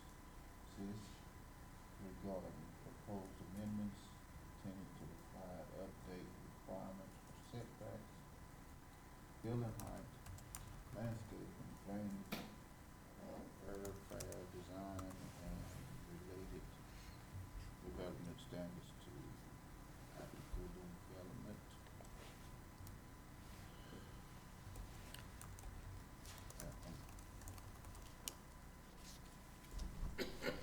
Related to chapters of City of Brookshire standards. Code of ordinance. You okay? Let me do that so, please. Public hearing regarding chapters 24, 36, 42, 44, 46, and 50 of the City of Brookshire Code of Ordinances regarding proposed amendments intended to provide update requirements for setbacks, building heights, landscaping, drainage, thoroughfare, design, and other related development standards to applicable development related chapters of the City of Brookshire Code of Ordinance. So Mayor, this is supposed to be just a comprehensive public hearing because the subdivision chapter of the state code requires you have a public hearing before making any changes to your subdivision regulations, and all these would, in some form or fashion, apply there.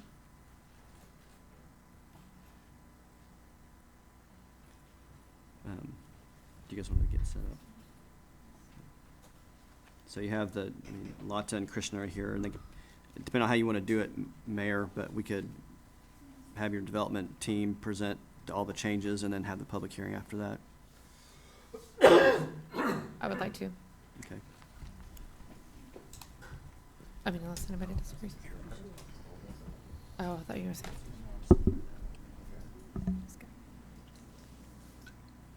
You okay?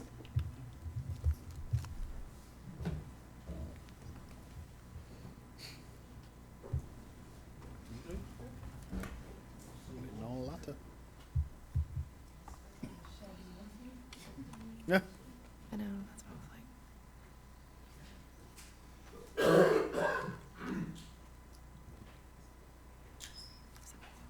We're certified. Alright, we got this.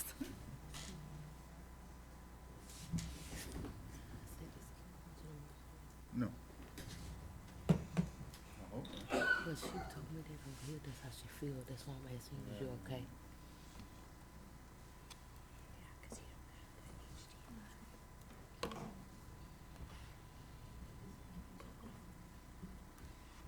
To get a designated device for in here. People are doing these presentations. Mm-hmm. Yes. Mm-hmm. It needs to be something that's permanent, where we can just plug in and plug in, not have to do all this.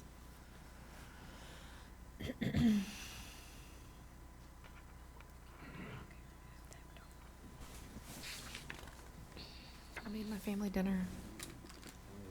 You want some more? I got some cookies down And there. then You want left. you want some peanuts, some? I was prepared today. Driving through Taco I was Bell. Fucking Hershey prepared today. Kisses over here. We were both prepared.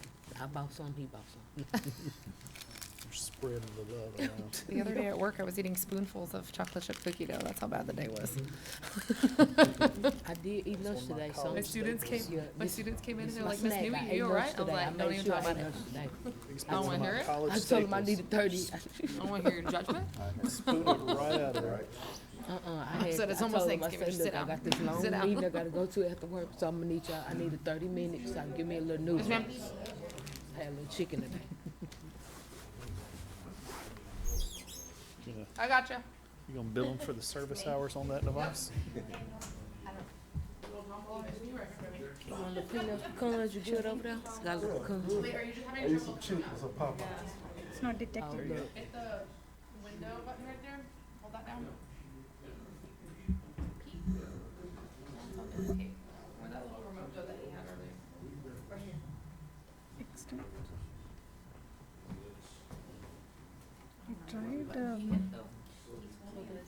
Try duplicate. Oh, they finna take an hour. I don't know.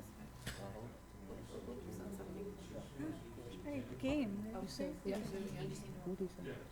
Hit that again. Oh. Oh, I'm telling y'all. Is that it? I'm telling y'all. Start bringing Popeyes with us. We need to start bringing some chicken and some, I'm not playing. So, yeah, we need, Yeah, exactly. That'll keep everybody's mouth busy. Have time. Thank you.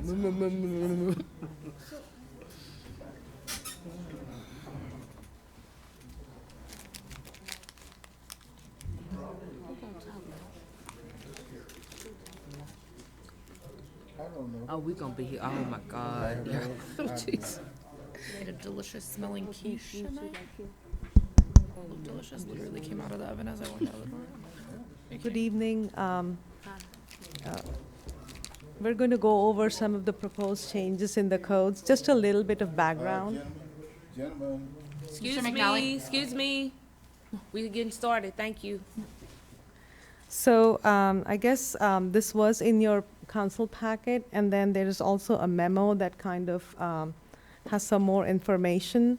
And the proposed changes and the red line copies are all in your packet, just to give you an idea of what is in the ordinance now and how it's being changed. So when we started this process last year, we were asked by the city to look into the code of ordinances and propose some changes. So we went to some initial meetings to kind of ascertain what the council was looking at. But again, we really applaud the city of Brookshire for taking these proactive measures. As you will see later, that some of the requirements in the code needed to be updated. And with about 35% of vacant or land that's ready for development, I think the timing is right. As you can see, there's a lot of development happening, especially along the I-10 corridor. And there's more development to come because of the location of Brookshire. I guess the thought was to make sure that the growth and development that happened added value to the city, and also made sure that the existing and new neighborhoods and developments provided a higher quality of life for the people of Brookshire. And then we also looked at the comprehensive plan, the version that we found, and made sure that in the comprehensive plan, it also talks about the vision for the city, and some of these codes were amended to meet that vision. So as you know, the city of Brookshire does not have zoning. However, it has a series of development standards that can be utilized to make sure that the development happens in a way that the city desires. So our scope was to make recommendations to the city's development-related codes. Specifically, the council at that time wanted to make sure that there were higher development standards along the I-10 frontage roads and all the major streets, which are the significant corridors in the city, that all single-family and multifamily residential uses were developed with higher standards, amenities, and aesthetics that you generally see in the cities around you.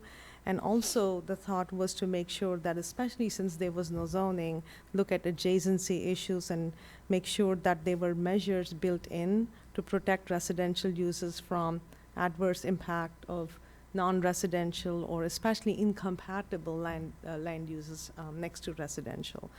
So again, some of the things that we looked at was to make sure that whatever we proposed was legally sound, was complied with the state statutes, and our draft was reviewed by Justin to again give that legal overview to make sure that we were not against any statutes, or making sure that we were complying with the statutes.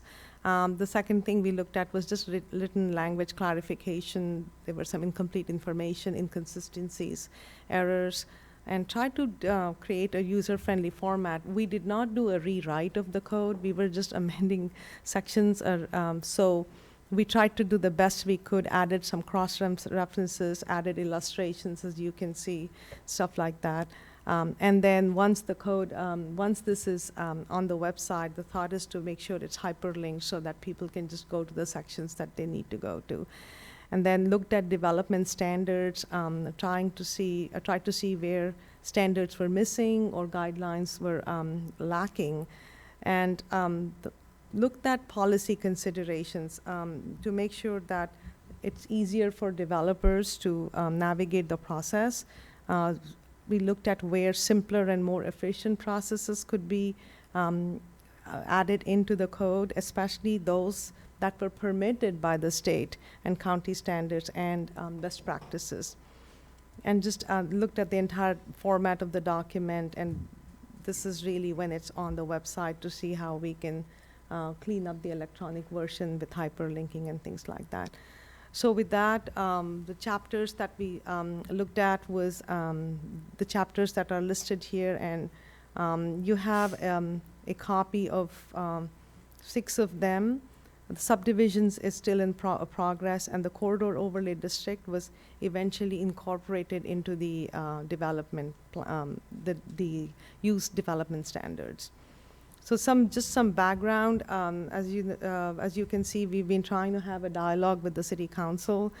It was kind of challenging initially because I remember the first few meetings were on Zoom because of COVID, and but we still tried to have a presentation. So we went through the process, had a preliminary discussion to ask the council what their issues were, and then looked at what the existing code said, came up with draft recommendation, and came back to the city council November of last year to get input from them, and then give them an update twice in December, and then we had the code drafted and sent it for legal review November,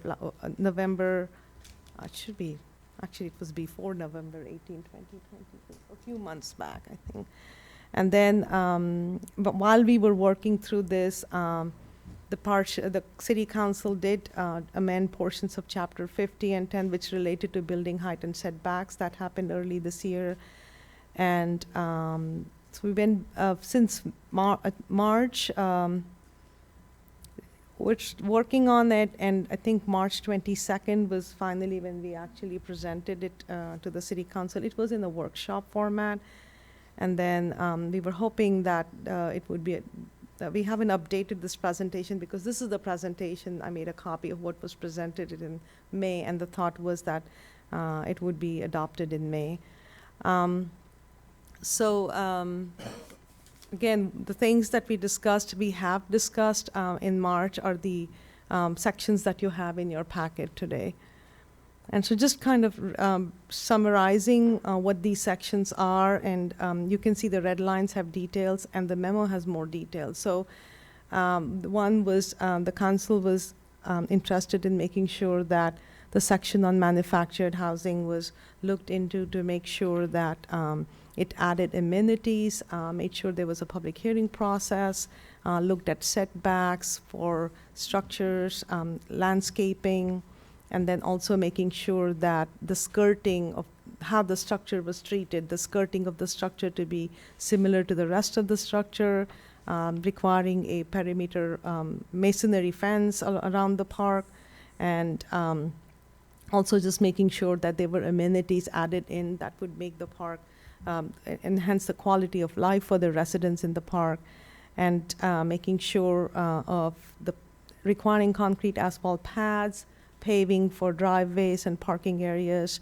landscaping requirements, which currently there are none, and making sure there was enough visitor parking, and just increasing setbacks. So some of these things you see are pretty standards that cities are doing now. And so all these requirements have been added in the code. And the diagram on the right just kind of shows you, just in conceptually, what would be required that, if you have a park, if it's along the street, you would need a landscape buffer along the street with a masonry fence, and internal streets need to be paved and require some landscaping, which would be based on each mobile home, and then making sure things like garbage containers and stuff like that are screened. So that's just a summary of what's there. And then the chapter 36 was not a whole lot there, except I think the main thing was to make sure that since you have a master thoroughfare plan, that to correct the references and refer to the right document. Chapter 42 under development plans, again, not a whole lot there, just some cleanup, making sure that the term hearing versus meeting was clarified in the notification process, and just remove some reference to the location of easements. Where you did see a lot of changes was chapter 44 of landscaping, and currently your code does not require any landscaping for commercial. So somebody can just come in and build whatever requiring zero landscaping. So that was a cause of concern. So landscaping requirements were added for non-residential.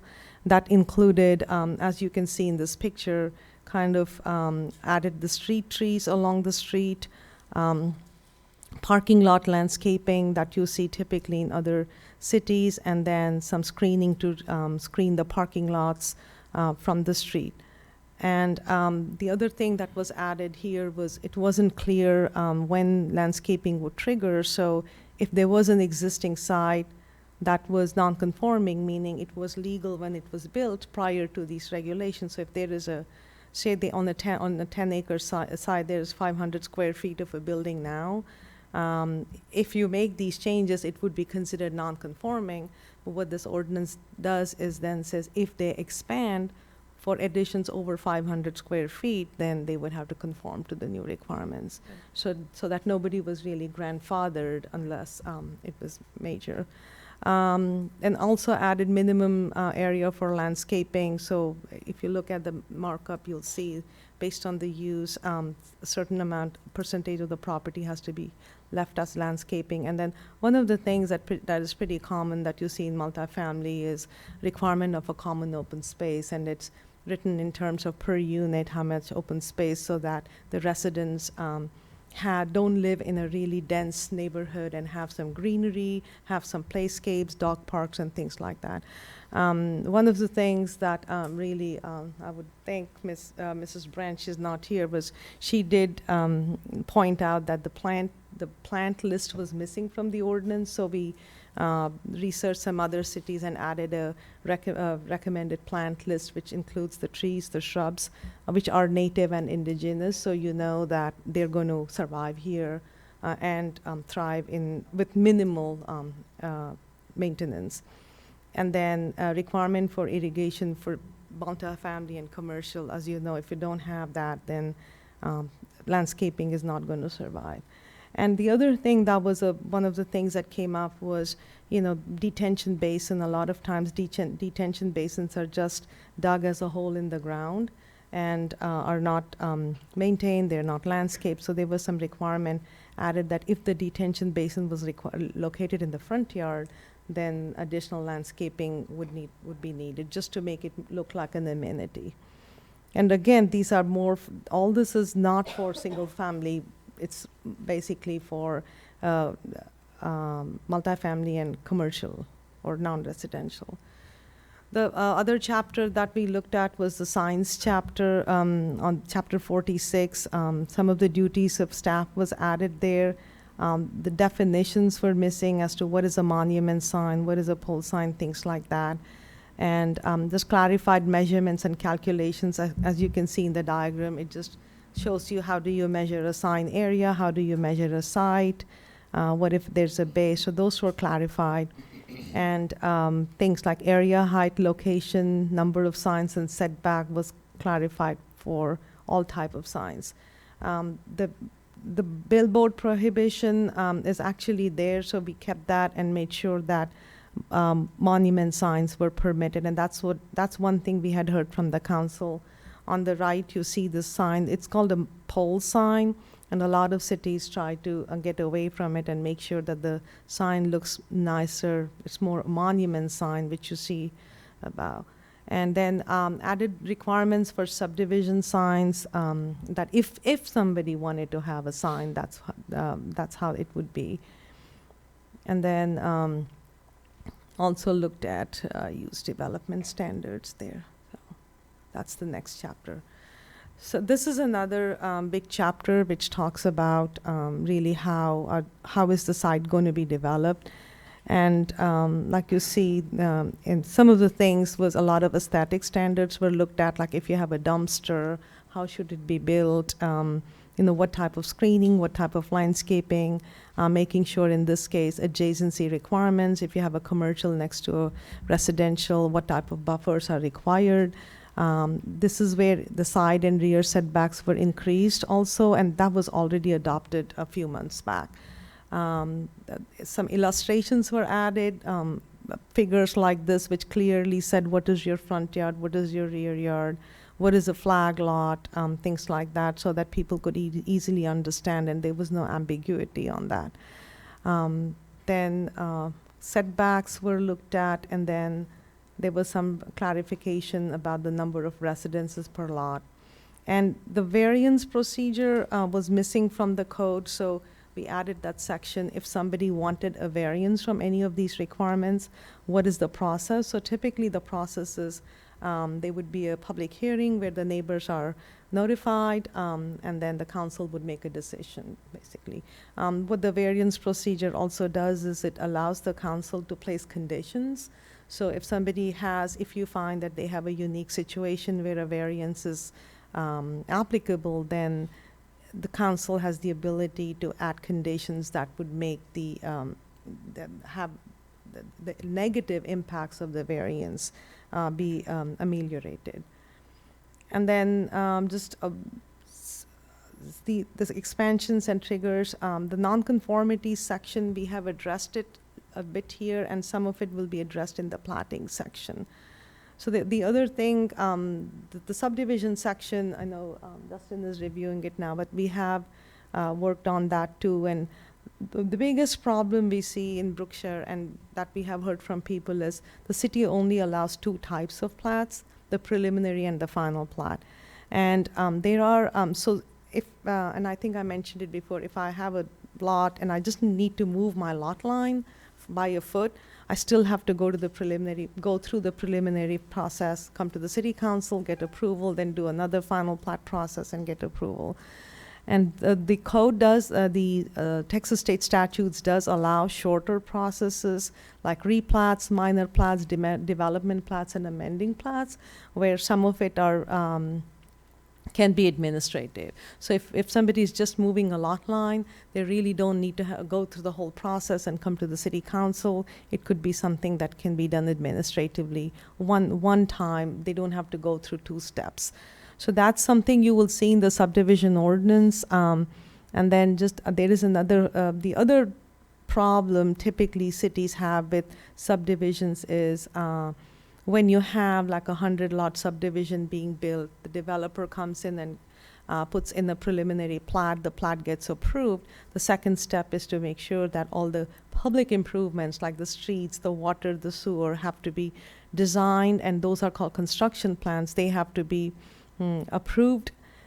And the trick, I guess the dilemma is that once somebody has those construction plans approved, do you want them to build the public improvements before a final plat is approved, or is it okay to take a performance bond so that they can approve the final plat can be approved and they can make all the public improvements? The real key is when is a plat recorded. So for that 100 plat subdivision, once the final plat is approved and recorded, the developer can start selling homes. And if by that time, if your streets are not in place, if your drainage is not in place, if your water sewer is not in place, it's going to be a problem. So the way and you will see it in the subdivision processes, the way it's written, or what is being proposed is making sure that before the final plat is recorded, which allows them to start selling the lots, the developments, the public improvements have to be completed and accepted by the city. So it's not clear right now. I don't think the code addresses this. The other thing that was discussed, we talked to BKDD, and they had also agreed that the city is ready to adopt Atlas 14 flood design standards, because that's what the county is using, that's what the state is using. So that's just a very, in the subdivision ordinance, we have made that recommendation. Tree protection and tree mitigation was another one that we heard from the council, that they were not happy that when a developer came into town and a property was developed, that every tree could be just taken out without any protection or mitigation. So you will see that in the subdivision process, where trees are identified by their size, and there is a two-tier process. The larger trees need more mitigation, the smaller trees would need less mitigation. And we discussed outdoor activities and uses already in the amendments, and orientation and facade requirements have also been addressed. Other than that, we did work on the development handbook that was discussed earlier on, and standardized the application form submittal requirements, made sure the permitting processes were clear, and we started the pre-development process where applicants have an opportunity to meet with staff and discuss all the requirements. And I guess one of the things that was discussed was coordination by external agencies. When we first got in, the council was very clear, saying that somehow if we could do a simultaneous review process, and if the city could kind of take lead on that, it would be beneficial for the developers. However, as we started down that road, there were some hesitancy, as both BKDD and BMWD wanted to kind of retain their processes. So right now we are basically making sure that they're informed, they're invited to all the pre-development meetings, and before the permit is issued, there is a form that they have to sign off, making sure that we have their approvals in place. And the last one was just looking at the fee structure. Earlier on, we had identified that the fee structure in Brookshire has the ability to, there is the ability to look at that and maybe increase some of the fees. And there was also some discrepancy between what was being charged and what was in the contract with BV. So, we feel that if you review the fee structure and at least bring the fee to be at par with other cities around, there might be some opportunity to increase your revenues in the future. And so I guess that's where we are. And I just used the presentation that we had done in March. And so at this stage, just looking for your input. I would like to emphasize that these are just recommendations. They can be approved with conditions or not. Some things can be pulled out if you don't like them. Also, once they are approved, they can always be changed. So a lot of cities hesitate to jump in and adopt amendments, but changing them is not difficult either. So it's just a start. Couple of questions on, I believe, page 4, fencing. Side and rear yards abutting to residential, no chain link permitted. We have a lot of lots that have chain link now. And let's say a tree falls on just one 8-foot section, but they have 50-foot runs. Are they going to be required to change out the entire fence to a wooden fence, or what's going to happen in that scenario? So typically when something like that happens, which would be non-conforming, repair, regular maintenance is permitted. Okay. And also some cities will write some more requirements saying 50% could be done or things like that. So it would be up to you. You can also exempt residential fences and say if an existing residential fence is destroyed, it can be rebuilt to what it was. Or, I mean, unless you want to say if it was barbed wire, you don't want to put barbed wire back again. So that can be done, yeah. Okay, good. All right, standards for setbacks. I noticed there's a couple of sections that we would be now allowing 0 lot lines with a 4-hour firewall rating. Why would we consider 0 lot line properties? I thought that was, yeah. Right, so I think that's already there. The 0 lot line is already there. And the thought was it can be implemented as appropriate if it is like downtown district, if it comes into. So the 0 lot line, in the subdivision ordinance, we are also clarifying that when you look at the downtown properties, like when the buildings are built right up to the street line, on the side, if that building needs to be rebuilt, then to retain the integrity of the downtown and how it's designed, you may want to reduce the setback, but that easily can be done through a council approval process. Okay. Standards for screening of refuse containers. So for non-residential abutting to residential, we're now, if we approve this, requiring masonry fencing. For the fencing. But this is not requiring masonry fencing for refuse around a trash container? It's allowing wood?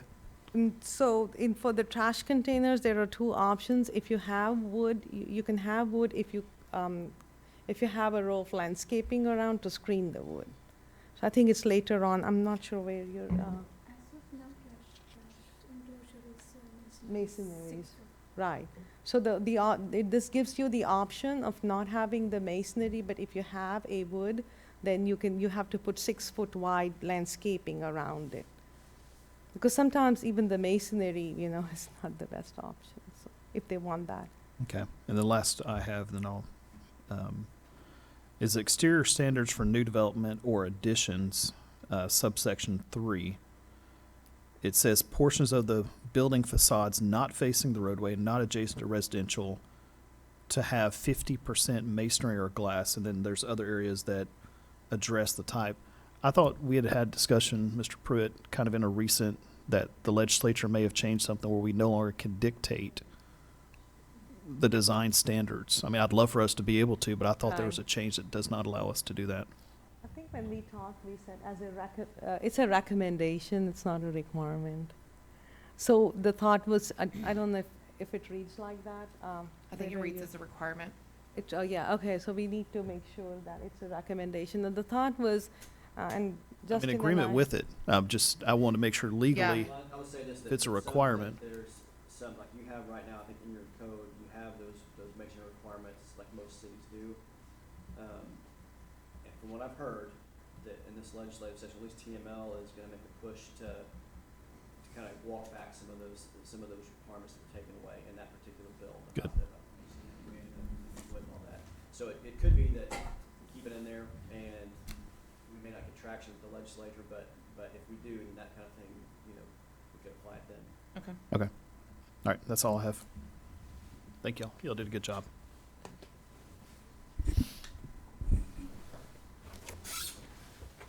So whenever this was originally approved, forgive me because this was, I guess, earlier in the year or last year, it was originally presented as, would this be rescinding and adopting new ordinances, or are we going throughout the process of amending? So it's an amendment, but how we have to, I mean, for even though these For are state clarity. ordinances, the best way to do it is repeal and replace. Repeal and replace, okay. Incorporating all the amendments, because if we didn't, these ordinances would be about 300 pages long. Uh-huh. So that's why how we did it is did the repeal and replace with the red lines attached to them, so it's clear what we're trying to do. But again, even the structure of it can be changed, but this is, I think, for brevity and for everything, this is probably the cleanest way to do it. Do we have to repeal and replace each one individually, or can we collectively? If you're, that's gonna say, if you're comfortable, you know, approving ordinances as a group, you can do that. And just another thing too, in case it's confused, when these were originally presented back in March, that we had assigned ordinance numbers to them. Since then, because they weren't officially adopted, those ordinance numbers got changed by other ordinances. That's why you'll see these are slightly different than what was presented in the presentation, it's just because of time. And so, Okay. but yes, you're able to, after the public hearing closed, you're able to approve them, you know, as a group. So the public hearing can be opened? Public hearing, let's go.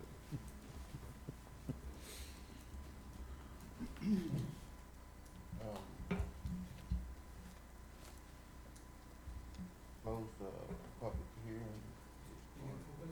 Open, it has to be open first. Oh, we did open it. He asked if they would like the public hearing to be opened first, or if they would like to do the presentation, and then we proceeded with their presentation. So the public hearing technically has not been opened yet. All right. Just reviewing what happened. I don't think you have to reread anything. Just got to open the public hearing and give it Okay. time. Open public hearing is 9:40. 9:38 on here. Is he calling it 9:40? Mayor, Council, Tony McAnally. First of all, can I just commend you and say that how thankful I am that these documents appeared online before the meeting, and I actually had a chance to review them. That being said, online, the document for ordinance number 22702-15 says that it is to amend chapter 37, not 36. And ordinance number 22703-15 is to amend chapter 36, not 42. And there is no document titled that it is to amend chapter 42 in the documents that were provided online. Now, I was able to figure it out once I got in there and figured out that they're all just mistitled. However, I thought you should be aware that online, those documents are all mistitled. I am not a civil engineer. However, I spent a lot of years working as a civil servant in government and approving documents and things. And I just want to say that I spent a lot of time the last couple of days bouncing back and forth between those documents and the Muni Code Library and looking them over. And I was very impressed with the work there. And as a citizen of Brookshire, I think you guys should be commended for doing this Herculean job and bringing on Gunda, who did an outstanding job from what I can tell. And I'm fully in support of what you guys are doing here. So good job. Thanks, sir. Thank you, sir.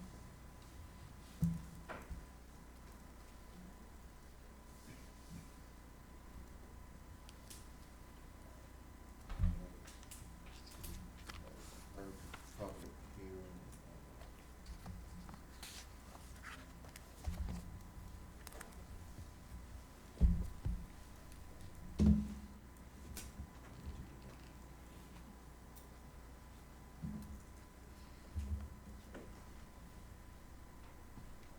Item number 12, discussion and possible ordinance. Ordinance number 22-701-15, an ordinance of the City Council of the City of Brookshire amending Chapter 24 of the City of Brookshire Code of Ordinance. Council to provide and update requirements for setbacks,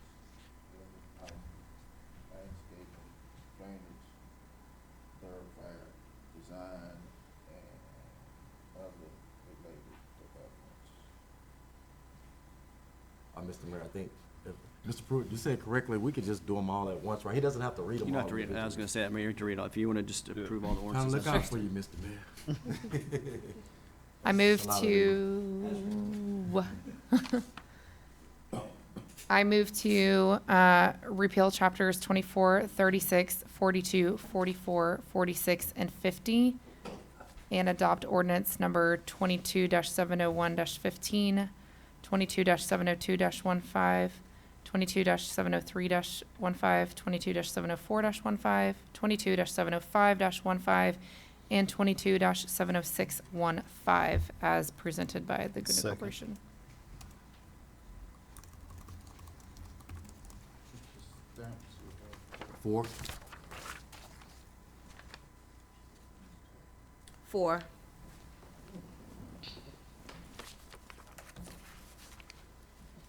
Hot dog.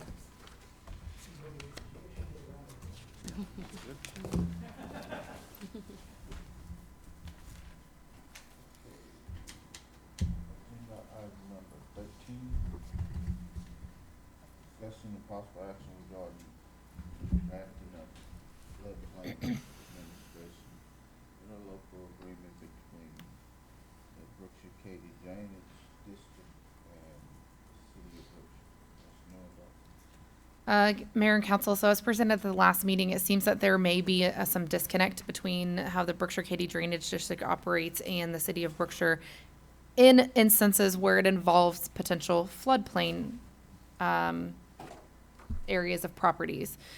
I think we had a particular instance that was presented to council where one individual felt that he had permission to proceed with building just because he had received initial approval from the Brookshire Katy Drainage District to go forward for, what am I trying to say? Building. The other approval, building approvals and permitting and things like that. It seemed that it kind of, I think, came out at the meeting that there are some instances where potentially an interlocal agreement would make more efficient business, and could potentially keep us all on the same page whenever those, types of projects come up, to where they are aware of what's going on as well as we are aware of what's going on and can help communicate a little bit more efficiently, I think, whenever we have people that are wanting to build on properties that are involved in the floodplain, whether they are within the city limits or not. So it was presented as maybe be a good idea, so I thought, why not add it to the agenda then? Let's just get business taken care of. What are we waiting for?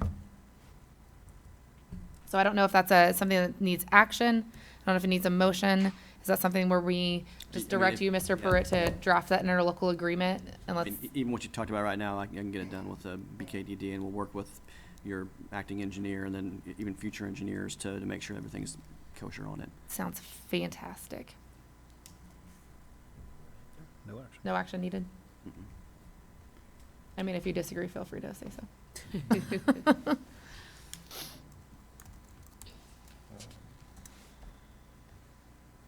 agenda item number 15. Discussion and possible action regarding invoice. I make a motion that we approve invoices and payments and reports. You have any questions? Yes. Okay, go ahead. Mr. Rodney, you probably want to make some notes. There's 3 bills for laptop screen repair for November. Council previously voted to discontinue services with them.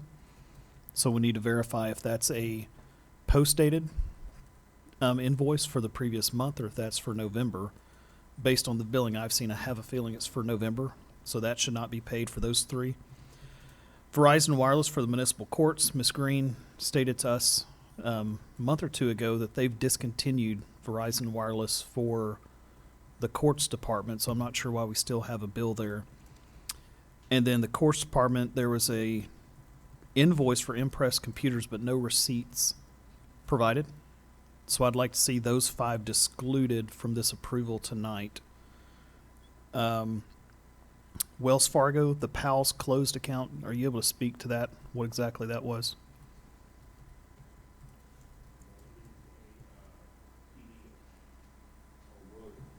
That was closed. Chief Miller, are you aware of this?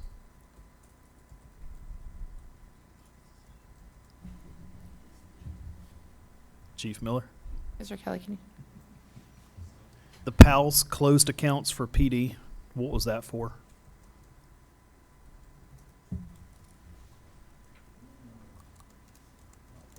Okay. Possible. I don't know for sure. Mr. Kelly, the no trespassing signs, where were those posted at? Yep. Y'all purchased, I think, 3 different no trespassing signs. There's an invoice for 3 no. Brookshire Hardware. Was it at the park? Did they put some at the park? That's what the receipt says. I can't read Says the Public signature, Works. but it says Public Works. I can show you the signature after the meeting. Okay. And this is more of technical on the budgeting side, Mr. Rodney. On the Tyler Technologies invoice, $4,832.91 is for the courts department software, but it's being assessed to administration. So that needs to be a split transaction, so it comes out of the courts, that portion from courts, not admin, because that's affecting y'all's budget on that side unnecessarily. $4,832.91. I would also say portion of the support probably needs to be split between the 2 entities, 70-30 maybe. Also for your edification, we're paying right at $1,000 a year for Tyler University, which evidently is some training on that software that y'all can do. So if you weren't aware of that, that might be a good thing for you to find out. And then I also would like clarification down the road, doesn't affect this invoice, of why we're paying for positive pay maintenance if y'all are still having to manually send reports to the bank. So, and that's $600 for this invoice. So evidently there's a way in the software to send it automatically where y'all aren't having to manually do that. So we probably, if we're going to pay for it, need to figure that out. If you're willing to amend your motion, those are my only concerned invoices, those 5. The 3 laptop screen repair, Verizon Wireless, and the Impress computers. If we can exclude those until we get clarification. And the no trespassing signs. We can amend what Mr. Hill stated. Second.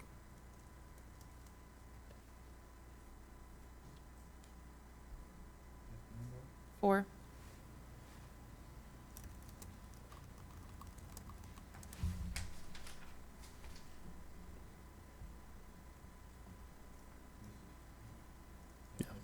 Four.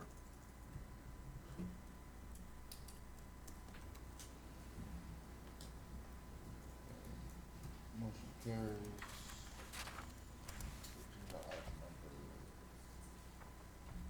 Sixteen, request for future agenda items. I'll start with you, Mr. Stamp. I don't have any at this moment, Mr. Mayor.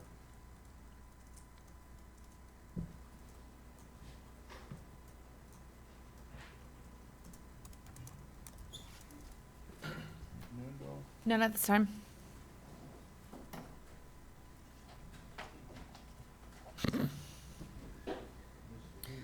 Just 2, Mayor. Discussion and possible action, a resolution repealing resolution number 1224. 1, 2, 3, 4.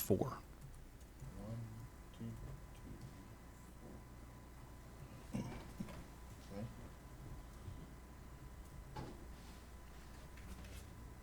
Discussion and possible action, proposals for convention center renovation.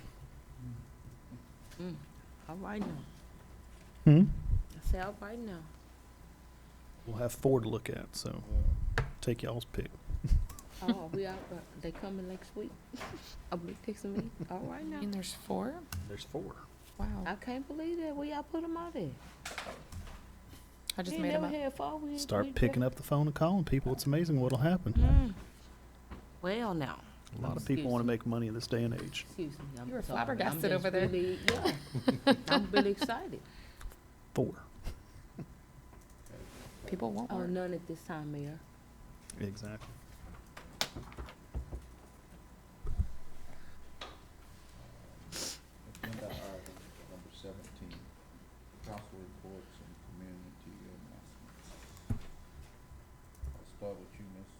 I don't have any at this time, Mr.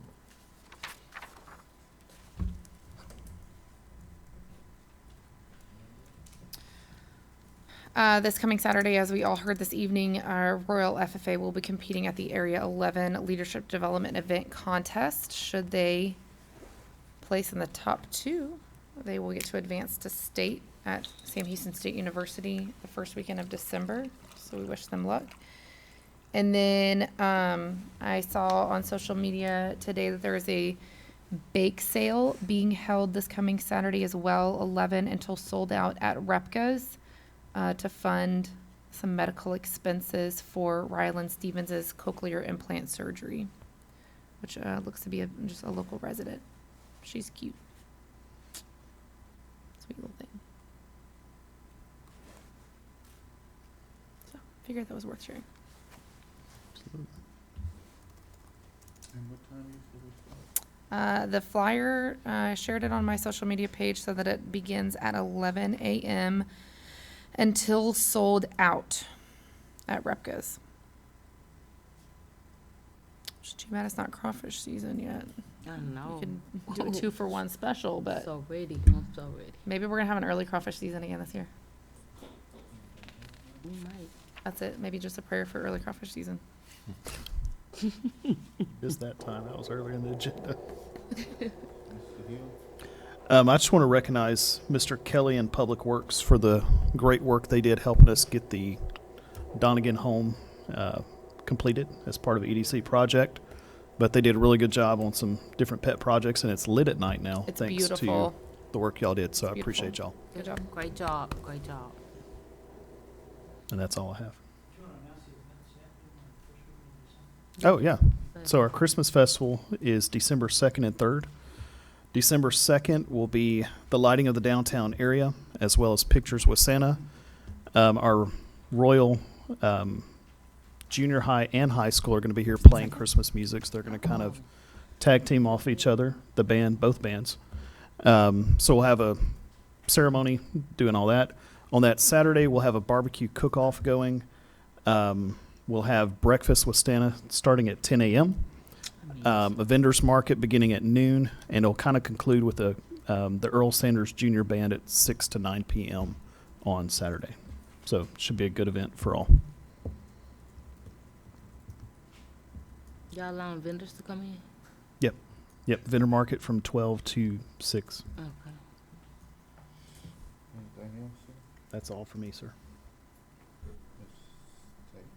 None at this time, Mayor. Probably me. You? Is it you? That's Domino's calling to let him know the delivery's in the driveway. It's delicious. Oh, God. Okay, Do we have a need for executive session tonight? Not that I know of. now we'll go down to agenda item number 18. Mayor, I don't have anything for executive, but if there's anything for council, then we don't, unless we need to take it. I don't. Not that I can think of. You better move on before you miss your chance. No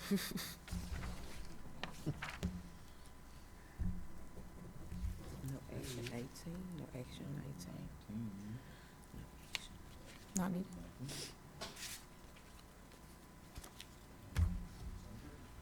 Make a motion that we adjourn? Beat me to it. Second.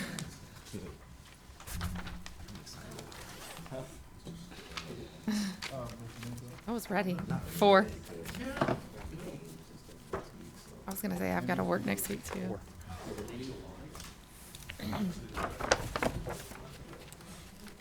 You We do our thank you.